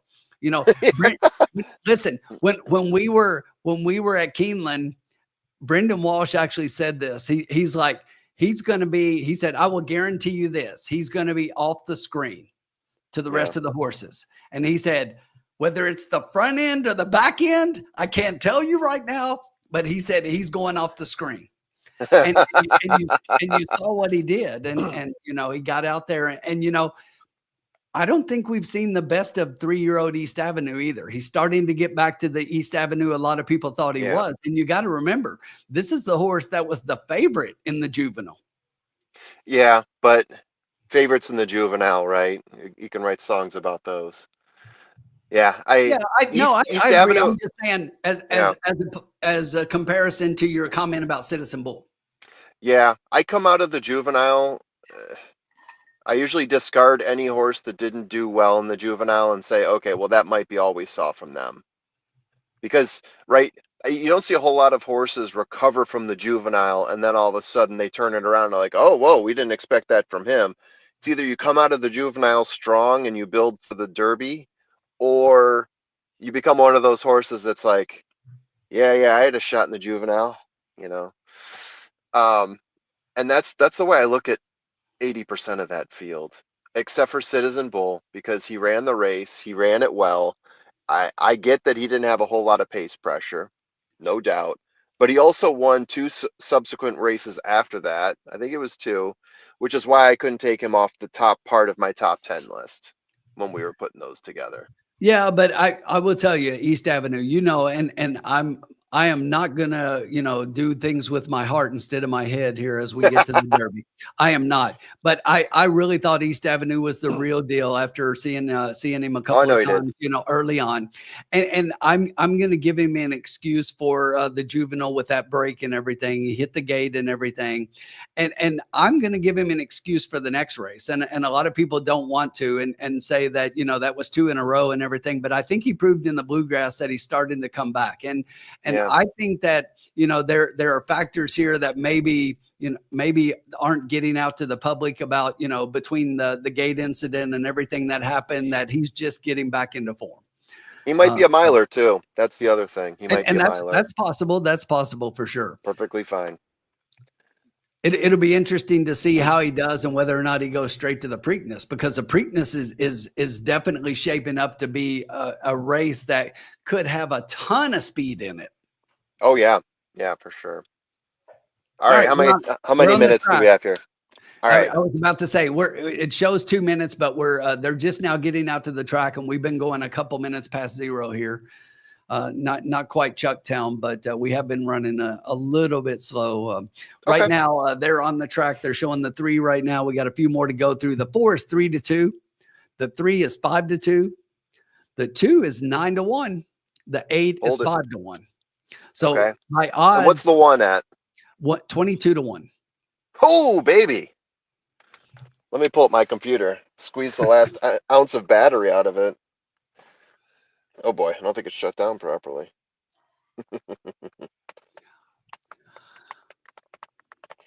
Yeah, so you like the 1. Let me see. Come on, baby. You can do it. 12-1 morning. Kind of pretty low. Coming from far back, but you said maybe there's some mud. I still like the 8 better, but the 8's also been off for 272 days. Exactly. The thing that I like about the 1, not a huge fan of the sire, but the jockey trainer combo. You got one of the better jockeys at Evangeline, Rodriguez. La Rosia is the trainer. I've got him as a 3.56. I got the jockey as a 4.56. So that would be pretty darn good trainer. Huh. I definitely got class on the 8 though. That's one thing I'm thinking about here. Yeah, I mean, I definitely agree that the 8 is dropping down, but the eight's coming, like you said, the 8's coming off a really long layoff, and the Yep, thing is, really long. I would like to see a little bit more from the works for a horse that's gonna come out and going to sprint off Yeah. the layoff. Um, and this horse may be good enough to where it just shows. And I'm not familiar enough with Sam David's training style to know whether his horses always train slow, but the numbers are slow, like really slow. Yeah. Like that 5 furlong, 18th of 18. Yeah. I mean, Yeah, exactly. slowest 5 furlong work of the day. And the next one was 16th of 19. And that's the thing that, works to me don't win a race, but I'm just looking for patterns to add to or take away from the rest of what I see when I look at that. So, All right. So my and vote Dan was is just saying here, inside posts in this race type have done well, which I agree with. So, that's a and good and sign. part of why we're basically like 1, 2, 3, and 4 in here. At least I am. Yeah. All right. So if I've And got a I'm not vote, saying we don't include the 8 in some way either. if I got a vote in this, then if I got a vote in this, I'll say 2, 1, 3, 4 trifecta key box or something like that, and then that opens us up to having all sorts of amazing odds. You like the 1? Let's give you the 1. I'm looking at the 8, but I can definitely see detracting the 8. It comes up for me. I'm not passionate about it. Really, for me, it's about the 2, 3, 4. So whatever you want to add on that 4th horse where we can get some value, and there's definitely value in the 1. Look, Let's go post and trainer and jockey and grab them. here's what I think. Yeah, We got $75 in the bankroll. we do. If we're not winning, then let's use the money. Yeah, So yeah. if we play a $2 trifecta, and I know $2 trifecta key box, two Ooh. with a 1, 3, 4, 8, it's $72. Okay, we're going all in. I mean, it's monopoly money at this point. Or So, or we could go $1 and add one more horse. oh, all right. And it's the same either way. It'll be $60 that way. Two with It'll be $60 that way. Hey, we got to hit the 2 then. We got to make sure we hit the 2. yeah, the two's the key with the The 2 1, is the 3. key. Okay. Yeah, I'm fine either way. I mean, I'm fine. I'm fine ending up like 60 above.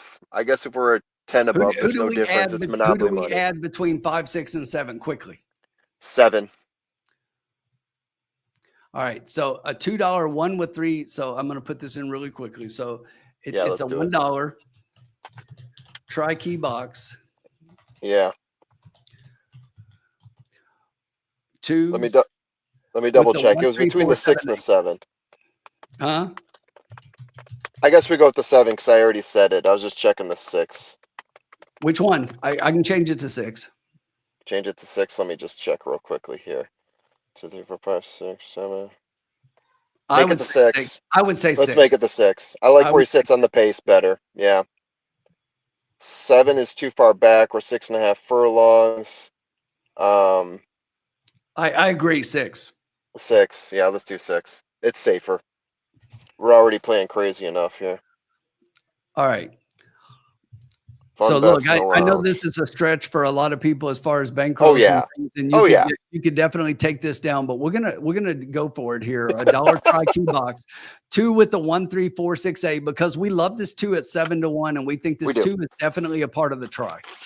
Yeah, I think We so. both like the 2 on top, and you could cut this down and go 2 with the 3, 4 for for $12 and or $18 and just do it that way, but just do it the way you want.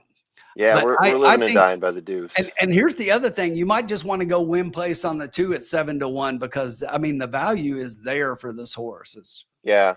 I mean, that's the other thing we could do is we could take like $50 and go win place on the 2 and say, hey, we like the horse. Let's just see what happens. That was another option we could have thrown around. But let's do this. This is fun. I like trifectas, so that's Yeah, I like it. my that's my fun bet. And unfortunately, because I'm on my phone here and I'm doing everything by Chrome, I'd have to go to another window. I can't split this up. If we were on YouTube, I could split it up and you guys would be on a window down here, but I'm participating and I don't have a StreamYard app. I guess maybe I should see if I can download a StreamYard app. That makes way too much sense if they make one. Put another light here, maybe look less creepy, although that might fade out in me in a bit. We are off. So Yeah. the 2 is getting good position to the inside here as a wall of horses are outside that one. They're going to stretch really wide early on here in the race. So the 2 is a little bit further back, but has inside position and now is going to take back behind the wall of runners up front, which include the 8 to the far outside, 3 wide, the 6 in between, the 4 is on the rail. The 3 takes back between those 2, and the 2 is currently in 5th. Up front, they go to the quarter 22 and 3, going along at a pretty good click. You've got the 4 and the 7, the 4 inside, the 7 outside. The 6 is starting to drop out of it here. The 2 is starting to make up ground here into the trifecta. Get up, get the 2 up. So we've got the 8 on the outside looking pretty good at 9-2. The 4 is 5-2 and is currently down on the inside. The half still a pretty good clip, 46.53 seconds. Woo! 2's got work to do, but is in position, is coming down the middle of the track, has the momentum. Here comes the 2. Here comes the 2. The 2 with the 8 and the 4. We need to make sure that we keep a horse in third. That is one of the ones we have. Oh, 2-8-1. Yes. And we got the 1 up for No third. way! No way! No way! We were right on the 2. We added the 1 and we got that number too. Are you kidding me? The 2 won? 2-8-1. Hey. Oh, baby. Oh, baby. Love to see it. The funny thing is your ad and my ad, right? The 2 Yeah. and our top horse, but the 2 won at 5-1. Are you kidding me? It's just like Opening at 12. You and I both love the 2. We got the 2 and the 8. I'm pretty sure that the 1 gets up here. Let me look. It's really close. Oh, hell yeah. It's not even close. 2-8-1. So look, we got 5-1 over 9-2 over 21-1. Oh, baby. And we multiply it by 2, right? No, at $1. We did $1 so we could get them all in. Yeah, this is going to be a good one. I don't know if it's going to be a record, but it's going to be a good one. No, this will pay well. I mean, we get 5-1 on top. Love it. Yes. What did the 8 go off at? The 8 was 9-2. And 9 to 2. Listen, 5-1 over 9-2 over 21. The 2-1 favorite finishes off the board in fourth. Oh, baby, yes. What is the exacta pay? And the 5-2 second favorite finishes off the board. So we got the top two horses off. This is going to pay. This is going to pay. So what is the exacta pay on this 2 over 8? Let me take a quick look. That's going to be telling, because if that's super high, for 2, 50-1. Oh yeah. 50-1. Oh yeah. Oh yeah. Love it. Oh man. I guess we didn't have to add the 6 after all. We still got it for $1 instead of a 50-cent base. So 50-1 for the exacta. Times Hell 2. Yeah. Yeah. And we almost did this at $2 like you were originally thinking. Yeah, and you know, if we'd have done it at 2, we would have just left out the 6, which would have been fine. It would have been fine, and we would have doubled our double. Yes. Oh man, what is this going to pay? I can't wait to hear. Oh wait, I got to correct Dan. He said formula was spot on with the date on that 1. The 1 was me. He was the 8. Yeah, I had the 8. He had the 1. Yeah, but thank you, Dan. Appreciate it. Yes, absolutely. Whew, that was a fun one. That was fun, and it was just like, come on, 1, come on. I saw him coming, and I was like, because the 3 was right there, and we would have had that, but that was a favorite and would have paid a whole lot less. Oh yeah. We're talking double digits versus triple digits. Exactly. And probably deep triple digits. Like, okay, so El Hombre and I like to do this all the time. It's guess the trifecta, because you don't have the probables for a trifecta. So if it's 50-1 on the exact, it's 600. There we go. 562.30 on 50 cents. 50 cents is 281.15. Oh, 281. I was going to say 300 for 50 cents. Okay. So it's a little bit less. Wow. 500, baby. 500. Whew. Love it. Love it. I mean, it's all Monopoly money, but I still love it. It's the thrill of the victory in this. It's the game. It's the winning the game that I love. Even when it's not real money, I freaking love it. It's fun. It is real money when you're following along and betting every bet that I bet in the lounge tonight. That's right. That's right. The lounge recovered. So I've got that one. And I'm just killing myself. I'm just killing myself because I'm a $2 try better, and I bet it for the $1 just like the lounge. So well, you can't cry that much. I won't complain about $562. No. Whew. Yes. Let me correct the banner so we can get all that going here. And as Tim said earlier, the two of us love getting together on these types of bets, and you see why. We both had the top 3 in place like we liked it. We had the top 1. We were correct on that. We were not correct on 2 and 3, but we each wanted to pull in a 4th one here, and the 4th one from each of us ended up helping out. Collaborating. Love to collaborate. There you go. $577.30. Wow. How about that? Time to brag that one up in our chat. We will take that. Yeah, every time. I'm starting to like Evangeline more and more, baby. I'm telling you, we've been doing well with Evangeline. So I do. Tracks like this, I do really dig. Like when they're running thoroughbreds at Will Rogers, I get excited. Like this is the track that I played like a lot of people during COVID, and my percentages of winning and figuring out exactas was pretty high. And some of it was chalk, but it was enough to win. And it was enough to say, like, as long as you can figure out like a winner and an angle, and you can repeat that over and over, then it's just like, okay, how do I maximize it? How do I keep doing better at it? And Will Rogers is like that for me. Evangeline is starting to come out like that for me. And Delta Downs, when we go there, I enjoyed that as well. Yeah. Groundhog's asking, he said, so did you win for Sean's birthday, or is he just bad luck? Oh, yeah. I love it. It's one or the other, right? Bob Jackson says we need more solo shows. Solo shows with a closer. Yes. Yes. Exactly. Yeah. All right, guys. I'm gonna pick up my daughter now. She's gonna be coming out of ballet pretty soon, but holy cow, glad I joined in. I love it.